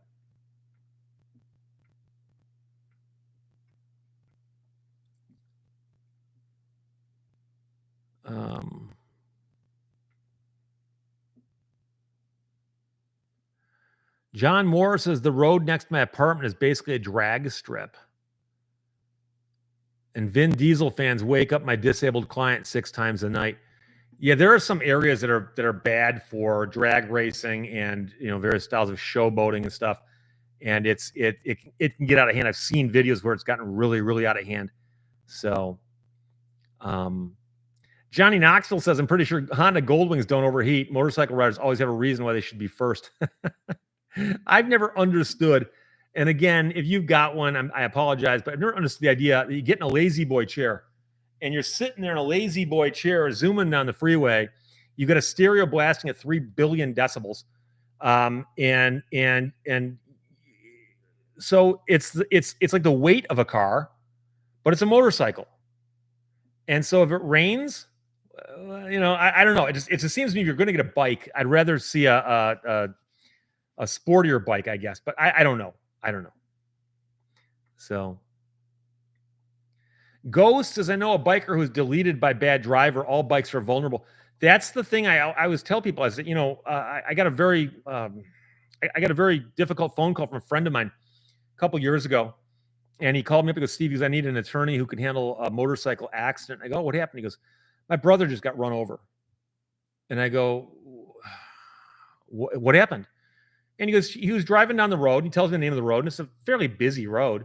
But he goes, somebody talking on a cell phone, or either talking on a cell phone or like looking at a cell phone, ran a red light, just ran him over and destroyed his bike and broke like 30 or 40 bones in his body, including things like his femur and his pelvis. He was in intensive care for months and months and months. And, if he'd been in a car, but I'm not going to tell anybody that you can't ride a motorcycle. But unfortunately, it's the risk you take because of the other idiots on the road. It's not going to be your fault. That's the whole point. And you can't always make sure that you are 100% safe. So that's a scary part. Toast Beer says a Goldwing is a car on 2 wheels.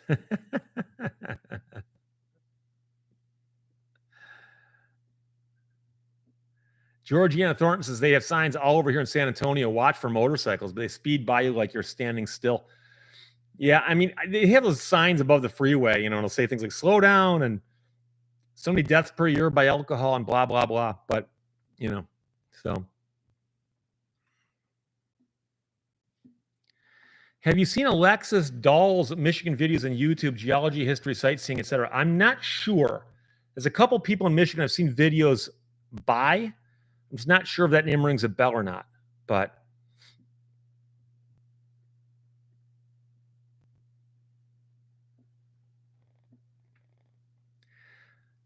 Slam Poetry, much love from Utah. Hope you have a wonderful rest of your Sunday. You too, my friend.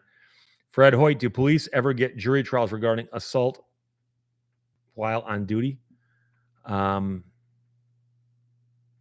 Vilefly, where are our enclosed motorcycles of the future?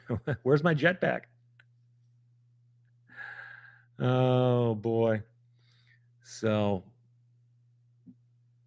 again, don't forget, 4 o'clock today, my video about Big Annie. I'm going to mention it on the other channel, though. It's the Vault channel. It'd be a little bit too esoteric, I think, for my main channel. Jim Garrick, hey, Steve, longtime viewer, just want to say hi. Jim, I know who you are. I've sent you books before. I'm not sure why, but the name Garrick sticks in my mind. Harry Diggs would be afraid of riding a bike these days with the way people are looking at their cell phones and everything else. Yeah, so I ride a bicycle quite a bit, a mountain bike, and I'll jump on my mountain bike, and I can get to dirt roads within half a mile of my house, 3/4 of a mile from my house. And I ride on dirt roads for a couple of reasons, one of which is less traffic on them to begin with. And number two, you can hear cars coming from further away. And so as a bicyclist, I'm on the correct side of the road. It's the same side the cars are on, but the cars are coming from behind me. And I am constantly watching for people behind me. And the only problem I've ever had, and I mentioned this in a video a while back, I was running down the road on one of these dirt roads, running. So I was on the side of the road running against traffic, Okay, because that's what you're supposed to do when you're a pedestrian on foot. And I had a guy veer across the road like he was aiming to hit me. And I actually had to jump out of the road and almost into a ditch. And I yelled at him and he stopped. And it's an old guy. And he gets out of his car and he goes, "Did you just tell me to go?" And I said, "Yes, I did.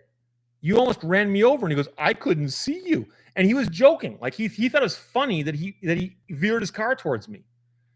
And then he realized I was taping the entire conversation. I was videoing it with my phone. He goes, "What are you recording this for?" And I go, "Dude, I'm recording the fact that you're a moron and you almost ran me over." He jumped in his car and he drove away. And I was wearing one of the brightest yellow shirts I own. I don't have anything handy to show you, but it was so bright it would screw up the camera. People are just goofy. I mean, I don't know what the guy thought, like, "Yeah, you shouldn't be out here running," but he actually, veered out of his way like he's trying to run me over. So very, very crazy.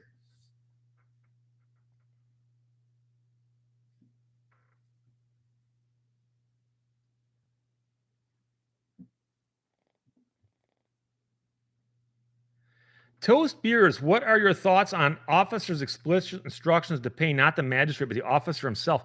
I'm not familiar with that practice because in Michigan, the cops don't take your money that I'm aware of. I've never seen that before. But I've heard of it in other states and other countries. Um,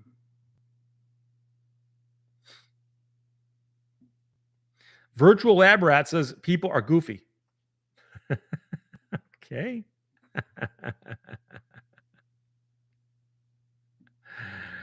Harry Diggs, maybe the guy shouldn't have been driving if you can't see somebody wearing a bright outfit like that. No, that's absolutely correct. Travis Baxter says, I'm censored. But the way you spelled it implies that there's a censor that's doing the work of censoring you.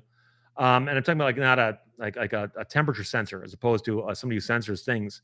But as far as I know, you're not. I saw your statement. I just not seen any of your previous questions.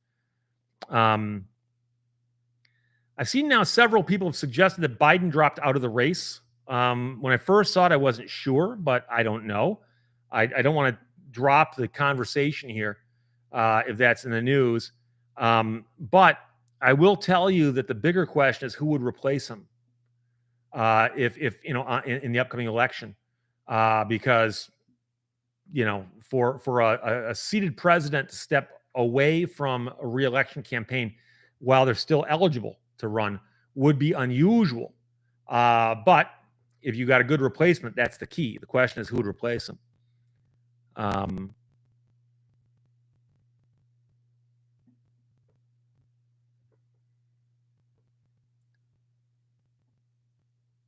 Yeah, several people pointed out that NBC News, the Associated Press, and Click on Detroit, which is WDIV, have all said that. Lucky Phil says John Stewart.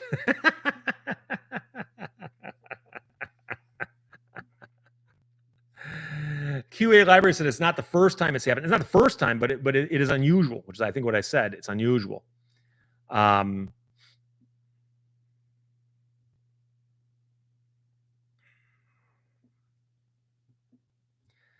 NBC is reporting that he endorses Harris. Yeah, I'm not really sure if it matters who he endorses as much.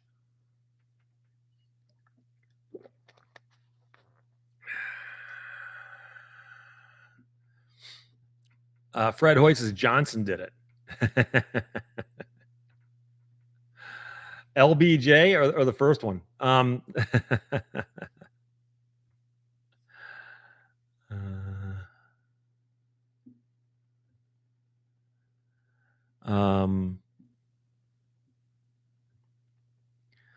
Dave Westlake, walking Busey 2024. Or Busey walking would really matter. As a practical joke, we should get them elected so Christopher Walken can go into the United Nations and get up there and give a speech.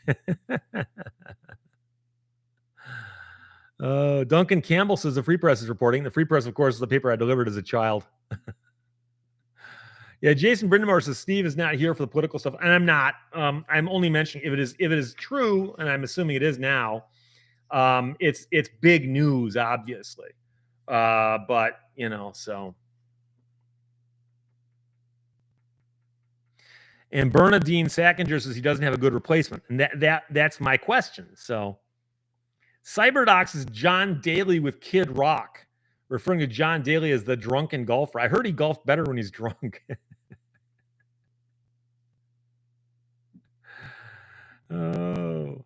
The Moo Master Z says, do you mostly mountain bike on dirt roads or do you take those to mountain bike trails and ride through the woods and off-road locations? Both. There are some really nice mountain biking trails in Michigan. For a destination, go to Copper Harbor and Brockway Mountain Drive. I've talked about it before, but there's bike trails down that mountain. You can ride up and coast down, or you can get shuttles up and down. But like there's a place called Potawatomi over near Pinckney or Hell, Michigan. Another place, Pontiac Lake, near the Pontiac Airport. Beautiful. A lot of our state parks have got trails that are mountain bikeable that are beautiful. Depends on the time of the year. The flies can get bad. I once broke an axle out at Potawatomi and had to push my bike about 3 miles through a swamp to get back to the road. By the time I got there, my back was bleeding and hurt. One of the worst pains I've ever suffered in my entire life. Wade Pittenger says LBJ didn't run again due to his knowing Vietnam War was wrong, which, of course, if that's true, it kind of means that why didn't he do something about it while he was there in the White House? But Vilefly says Walken would say we need more cowbell in Congress.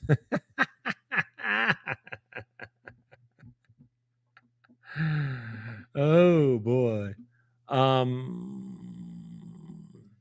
Sarge Charge says, hey, Steve, much love from Iowa. Ford says it would build Super Duty trucks instead of EVs in Canada. Do you think automakers are starting to falter on pushing forward with EVs, or is it the future? I think it's the future. I just think they skipped a step. Because I think what they should do is bring in plug-in hybrids. So you can put gas in them if you need to. You can charge them if you need to, that kind of thing. And for some odd reason, they built a few of those early on.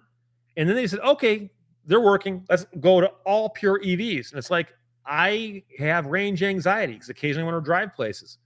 And so I would need a vehicle, preferably one that can put gas in case of an emergency. So they need to transition to hybrids, then to all EVs. That's my personal opinion. I know everyone's going to disagree with me, so knock yourself out. Go says is great mountain biking in Killington, Vermont, and Vail, Colorado also.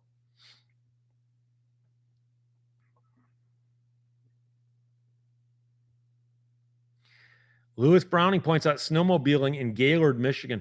There's a lot of snowmobiling, but you need a good winter.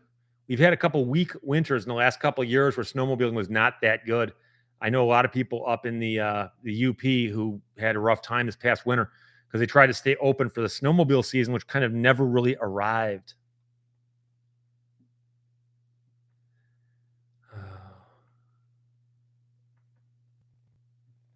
John Zachary says tube transmitters are way better than solid state. Okay. I know guys who think that's true with guitar amplifiers also. Rex Foucher, have you been to Mackinac Island? Thoughts? Yes, many times. Mackinac Island is an island up at the top of Lake Huron, within view of the Mackinac Bridge. And it's a neat little tourist attraction island. For the most part, it's got no motor vehicles on it. It's just primarily horses and bicycles and pedestrians. And it's like you go back in time. They shot portions of Somewhere in Time with Christopher Reeve there. The Grand Hotel is there, one of the coolest hotels in the world. And it's known for its fudge and its horses. But it's a lot of fun. I would highly recommend that you go there. Travis Baxter says, yo, soy too censored. Don't know. Johnny Knoxville says, Joe is going to focus on sleeping. Jason Brindamore says, Michigan does have beautiful trails and land. If you're out of state, you really need to visit Michigan. Yeah, and a lot of people think Michigan is nothing but like just, flat cornfield type of stuff. And there's a lot of neat stuff you can look around. A lot of lakes and rivers. So Wade Pittenger says we should all have nuclear powered cars. Imagine small mushroom clouds post vehicle collisions. Interesting thing is that there was a time when car companies would just display a car and go, this is a car we're going to build. And I think it was Ford who displayed a car and they go, this is our nuclear powered car. And they displayed this wacky looking car and they go, yeah, it's nuclear powered. It didn't work. They never had a working model. It's just that they imagined that that's what a nuclear powered car would look like. And every now and then on Facebook, someone will post a picture and go, don't forget, Ford had a nuclear powered car back in 1953. It's like, no, they didn't. Oh, boy. Cyberdox is internal combustion all day, all the way, baby. Range anxiety be damned. Yeah, you know something? I had a guy pull up next to me yesterday. I was driving my Cobra.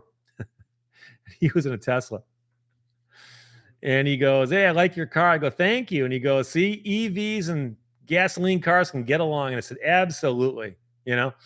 But there's something about it, you know. You do wonder if there'll ever come a time, 50 years, 100 years from now, when they sell such little gasoline that gasoline cars become just rich people's toys again, like they were originally, and what that would be like. But we'll see.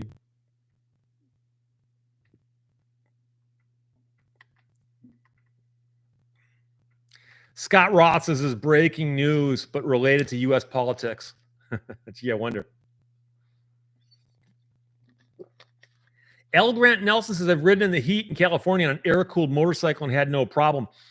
It wouldn't surprise me. I do wonder if somebody can answer this question for me. If you take a motorcycle, just to take a typical motorcycle and fire it up and let it idle, just not moving, it's just sitting there, will that, an air-cooled motorcycle, will that eventually harm it or not? Because I would assume as long as you weren't in like an oven or something, or, you know, in other words, the air could just circulate on its own. You think they have it designed where they can handle that. But then again, if you're in Arizona, it's 110 degrees to begin with, and you're on blacktop. Now the question is, will it have problems? I don't know.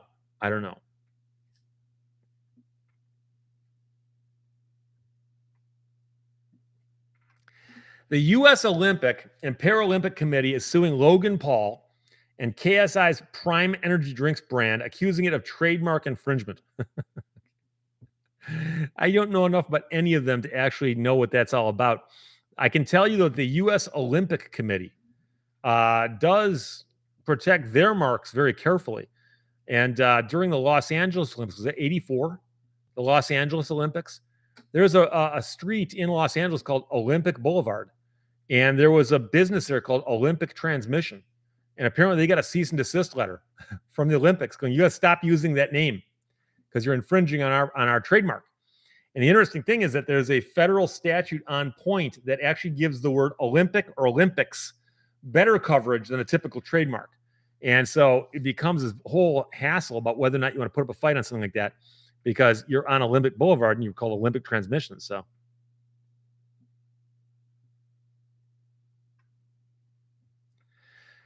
QA library, do most air-cooled things use oil to cool down? Well, that's one of the major functions of the oil.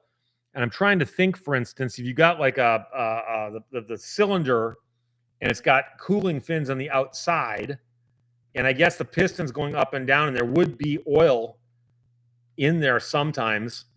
And so, of course, it's just the heat radiating out through those cooling fins. But I don't know. Rain of Bastet says Cybertrucks aren't trucks. That's the question I have. Is they look kind of weird, but are they trucks? Or are they considered trucks because there's something underneath that dumpster cover they got in the back? Joel Kirschman says the Olympics should then sue the NPS over Olympic National Park. No, but that's professional courtesy. The government won't sue the government. So, Toast Beers, I guess there's a caveat to bikes doing fine idling is how many hours are we idling? Yeah. Mrs. Teresa, 1999, is checking from Geneva, New York. Thank you for checking in, my friends. Oh. Vile Fly says Cybertrucks are doorstops. Jim Garrett says, I was looking for the Lawyer Dog episode on your main channel this past week, but couldn't find it. I had somebody else ask me about that, and I'm not sure where it is. I forgot the title of that episode. I still have it someplace. I just don't know where it is. I'm not sure why Once in a while, I remove videos based on performance. I don't even look at the titles, which I probably should, but I don't. And so I've removed some for bad performance. And of course, that's one I kind of like to have as an evergreen because it's now become such a major part of the channel. Johnny Knoxville says there is, in fact, an Olympic smog Lubin tune in the part of Los Angeles currently. Yeah, and that might be what I'm thinking of. I just know it was a repair shop. I keep thinking of transmission shop, but it was a repair shop. And I remember reading about that and going, well, it seems to me they've been using this name all these years. Because I think Olympic Boulevard probably got its name because Los Angeles hosted the Olympics in 32. And so that, and then they've been using that name for however long. And like, no.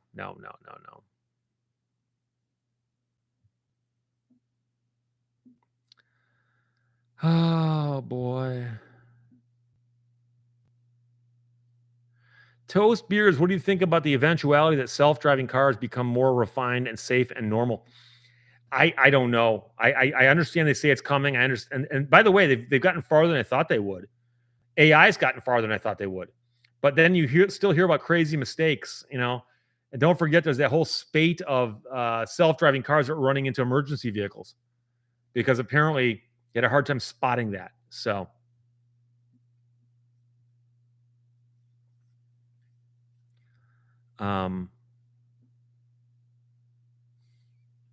Johnny Knoxville says you can't delete all those old videos. There's a certain magic to them in that dark room with the mic and headphones. It's funny because there's only like 2 or 3 of those videos even left on the channel. I removed almost all of them. And it happens. I've been doing this channel now for 10 years.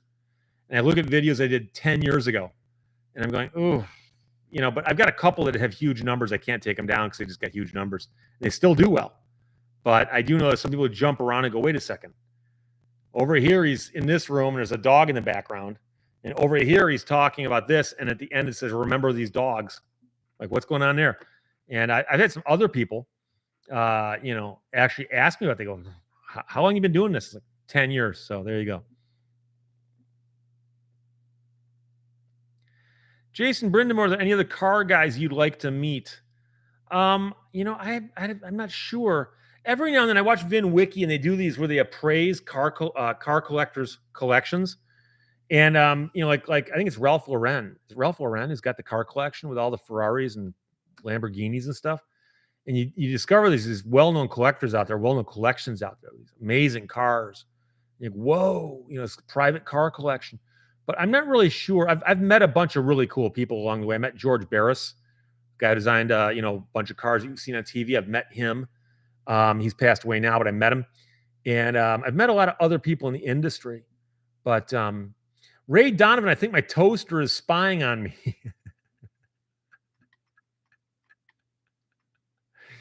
Oh, the reason I think it's so funny is occasionally I'll joke about how far the technology is going to come, and someday, your toaster will become self-aware because it is autonomous and AI and Bluetooth. So there will come a time you go into the kitchen and argue with your toaster, and your toaster will win the argument. For the 2, can't wait for self-driving motorcycles. Oh, can't imagine. Don't want a channel says it's the dishwasher. The toaster's innocent. Now they're blaming each other. I saw one of those stories that was not on the most reputable site, but it was being cited by other people, and I went and looked it up, where a robot in Canada, not Canada, hold on. The story may have been published. It was the story is that there's a robot in Korea that was built by, I think, an American company that was supposedly autonomous and running on AI. And after doing the same mundane chores for a while, it got sick and tired of it and committed suicide. And the interesting thing is that the way the story is written, you're not sure if the people who are saying this got it quite right. It may have just had an industrial accident, but they say that it pushed itself down some stairs that it couldn't handle. So we'll have to see what that happens, how that comes about. Sabertooth Duck, has the lemon law business gone gangbusters with all the problems post-COVID? Not really. It actually hasn't changed all that much. The primary problem we had in COVID was the fact that computer chips were short. And so there was a time when Chrysler would build a stack of vehicles and have them taken out to a storage facility. And then they'd get the chips in for them and they'd bring the cars back from the storage facility, put the chips into them, and then have them delivered to dealers. And so they had this extra leg in the trip that was there. And I know about this because I have a friend who's a truck driver who drives those car haulers. And he said that he'd move batches of cars into a field and out of a field, and it's all because they're missing chips. And so if it's simply a chip or two chips that's got to be stuck in and they work, then it should be okay. But you wonder about that. So L. Grant Nelson says that he gets range anxiety if his gas tank gets below a quarter of a tank. Shrek PMC, good show, funny. Thank you. Johnny Knoxville says, don't forget about the Corvette Museum's sinkhole in Bowling Green. That was one of the weirdest stories of all time. You got to go like, how could they not know that sinkhole was there? But they build this museum, put all these Corvettes in it, and one day the floor caves into a sinkhole that's beneath the museum. And I saw all kinds of shots they did. They put drones down in there and cameras down in there, and it's like this just gigantic void that was below this building. And so they've gotten the cars out. They've gotten most of them fixed, I believe. And I think they've even reopened the museum. It's just one of those weird things. It's like how you'd think the construction work would have caused it to cave in. But no, apparently they just weakened it so that when they put the cars in there, it caved in.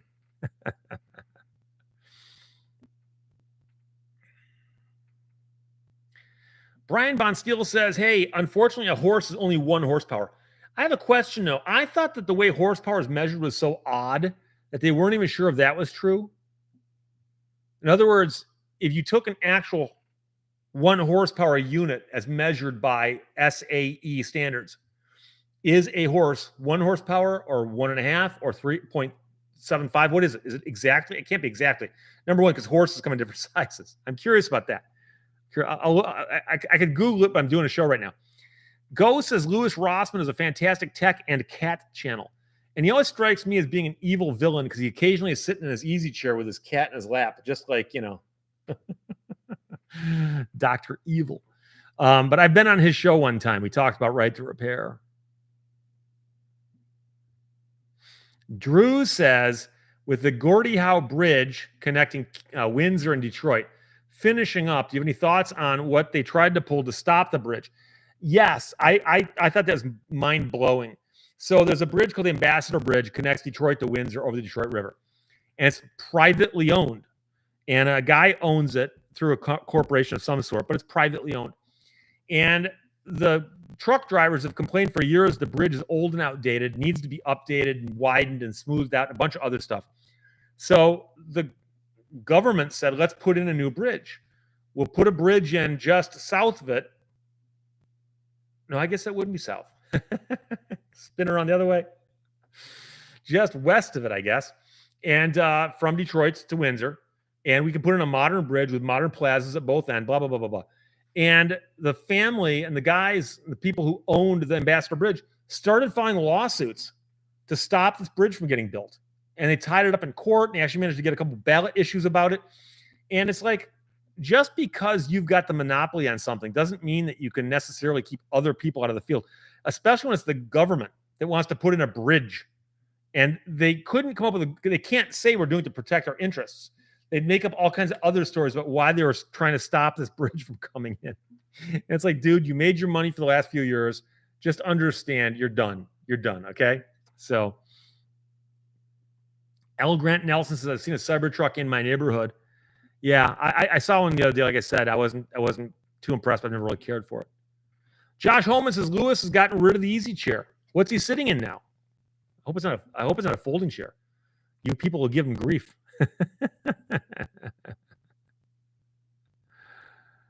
Oh, boy. Ghost, if I've removed my GPS and data modules from my 2008 Saab, did I break U.S. laws? I wouldn't think so. I don't know, because keep in mind that there's a lot of things that are required to be installed on a car when it's brand new, but there aren't necessarily laws against you removing it. There might be laws requiring you to use them, like a seatbelt, But like, for instance, if you had a car you're never going to drive on the road, I think you could remove the seatbelt from it. I think so. Yeah. But so G Keyman 565 just got home in time for Steve Lehto live. Hello, everyone. You got 17 minutes left.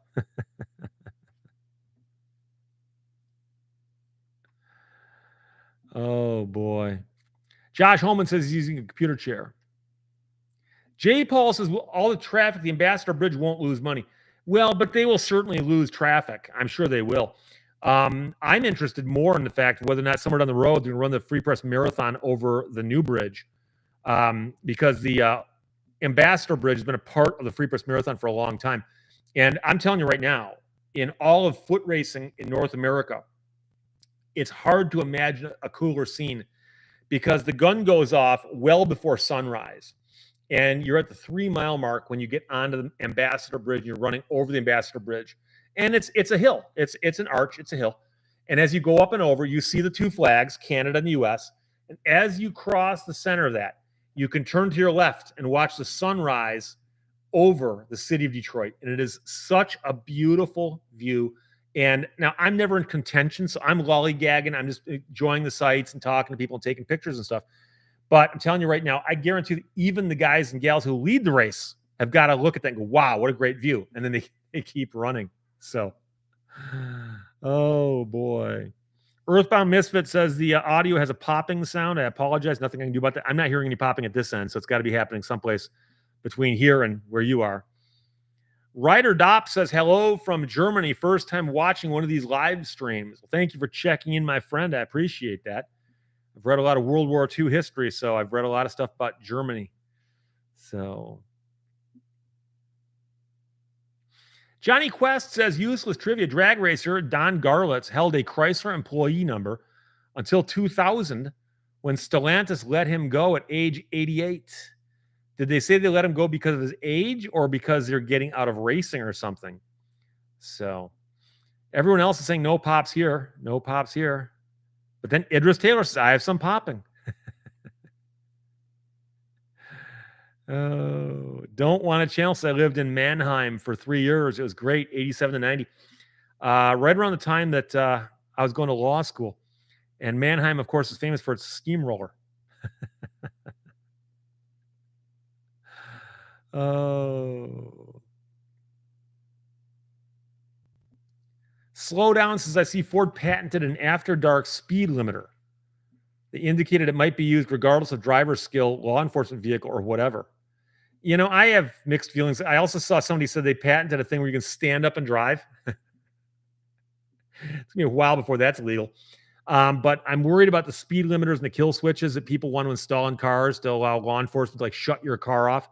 I understand that if somebody's chasing somebody, you wish you could do that. But my fear is those things that they misfire and you're driving along, your car just dies. Oh, the kill switch activated for some odd reason. Take it to a dealership, they'll fix it, you know?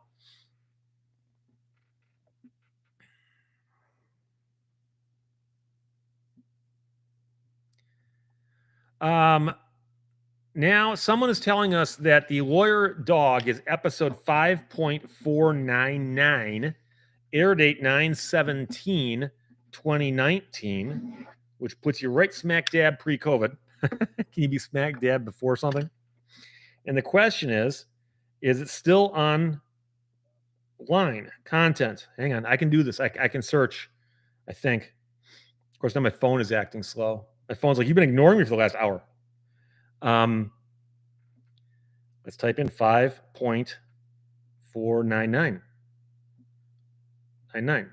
Enter. No matches. Hang on. Lawyer, comma, dog. Let's try that. Lawyer, comma, dog. No matching videos. Well, if 5.499 is the correct number, I can find it. So we'll see. The prodigal stranger. We could do the math on the lawyer dog episode, but we were all busy, man.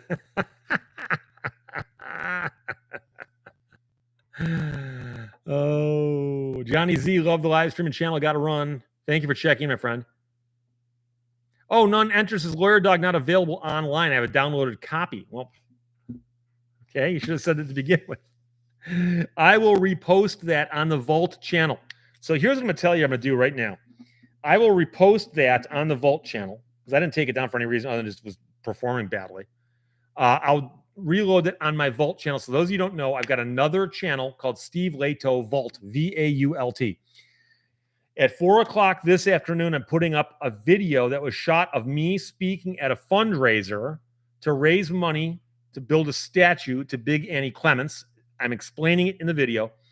It starts with me introducing a descendant of hers, and 4 minutes later, I get up and then I talk.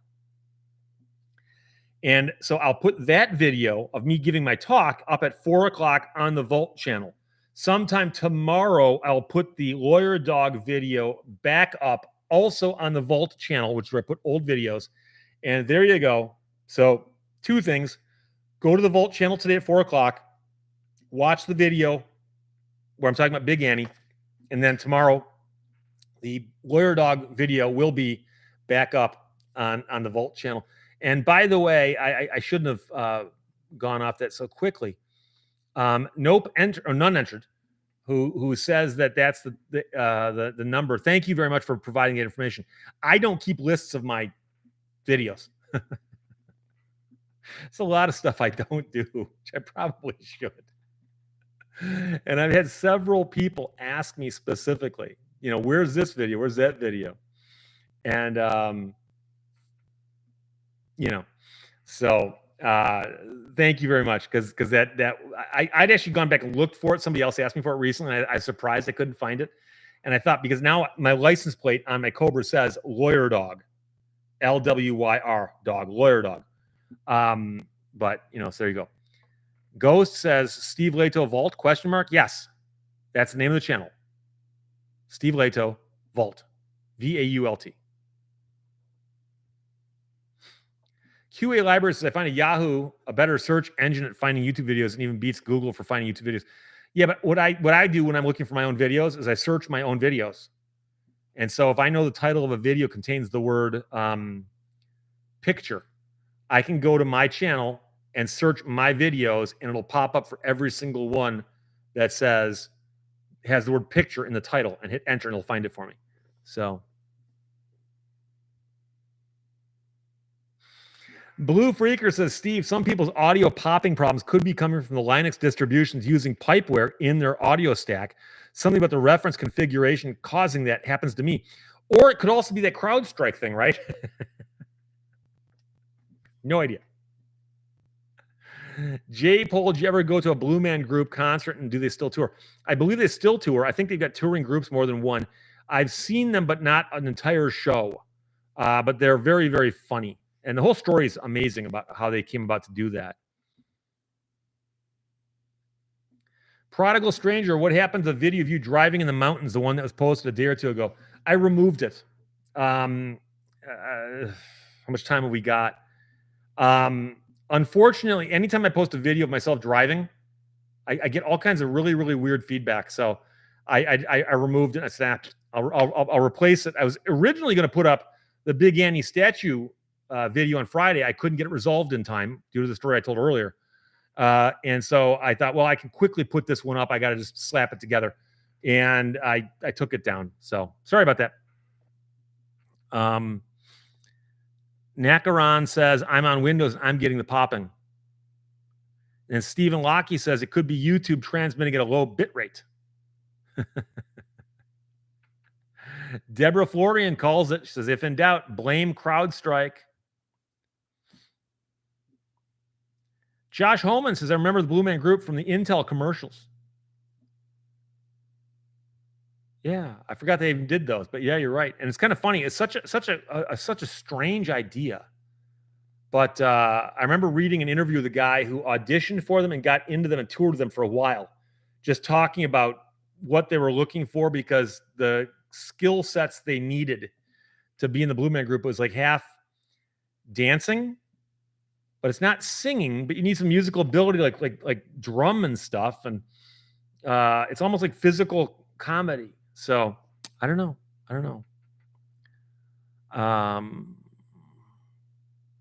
J. Paul, weird feedback. How so?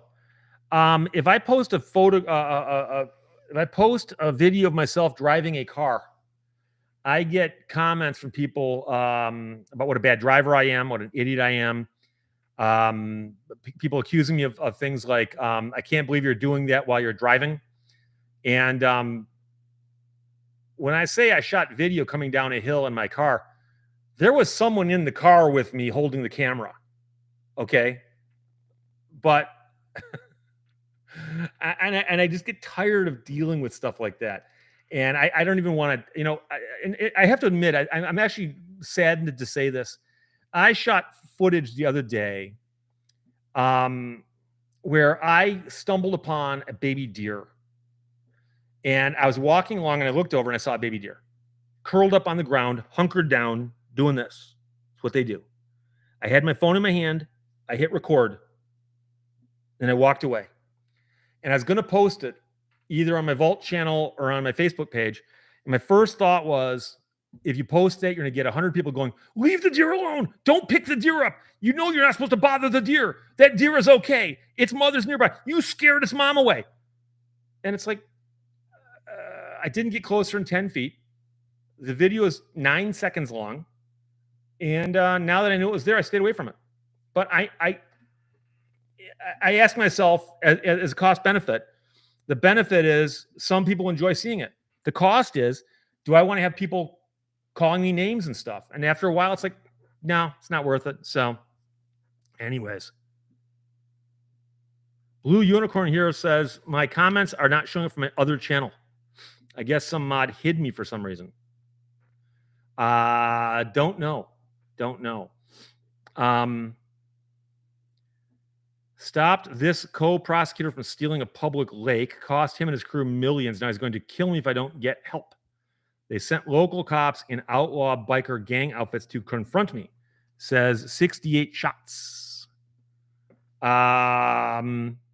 Okay, well, like I said, talk to Dean Greenblatt about that.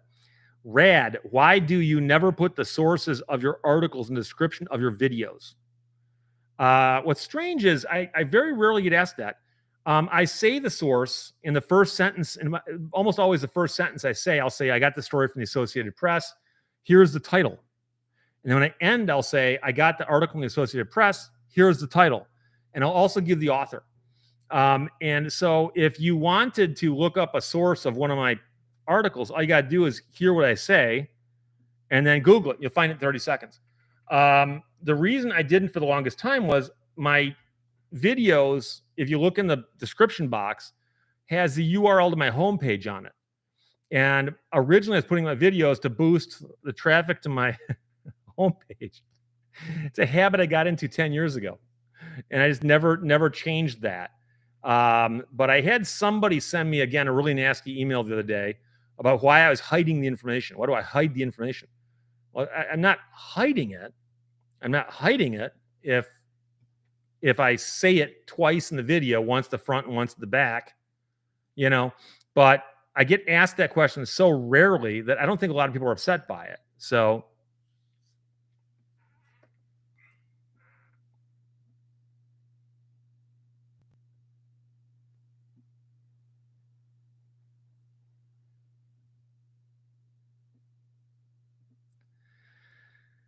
Blue Unicorn says, I don't know. I've been asking questions the whole time, and now I know I never saw them. My Blue Unicorn channel is hidden, but this one is not. But this one says Blue Unicorn.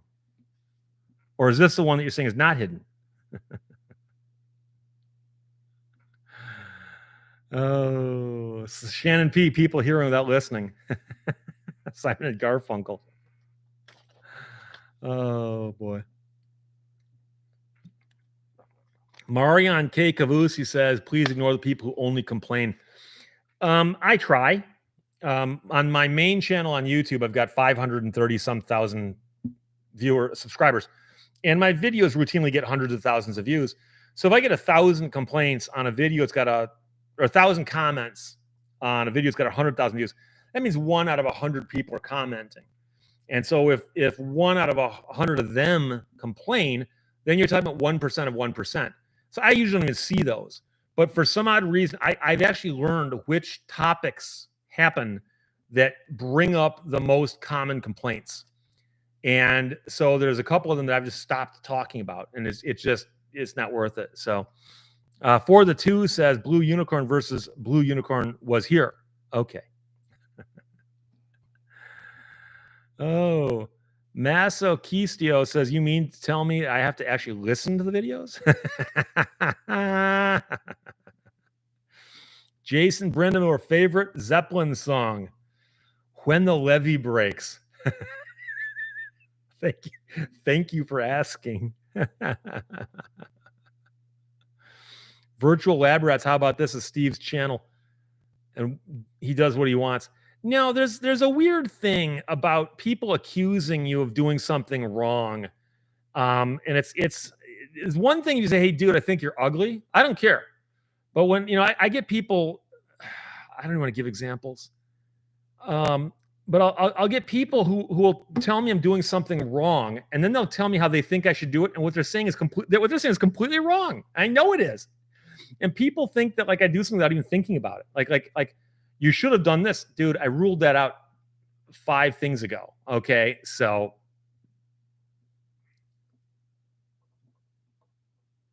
John Ware, so no to abortion, politics, and Palestine today. Palestine, yeah. Let's talk about Palestine. We got 15 seconds. Matthew Shostrom, what's your favorite fast food franchise? I'm talking about, of course, In-N-Out Burger. Johnny Knoxville says homepage. Well, I'm talking about homepage with respect to Lehto'sLaw.com. I don't know what else to call it. I understand that in the context, most people now think of their Facebook page as their home or YouTube page as their home. And I've got pages on those as well. But I do have a homepage for my practice, Lehto'sLaw.com. So Deborah Florian apparently agrees with When the Levee Breaks. And Jason Brindamore is in Flat Rock? Cool. Louis Browning, Wish You Were Here, Pink Floyd. I love that song. Got to check out the version, but Aussie Pink Floyd. It's on the internet, on YouTube. Check it out. Linda Breckler says, I just like your matter-of-factness and levity and humor. I like the matter-of-factness. Rose Winter, if you could be a member, what band would you want to play in an instrument?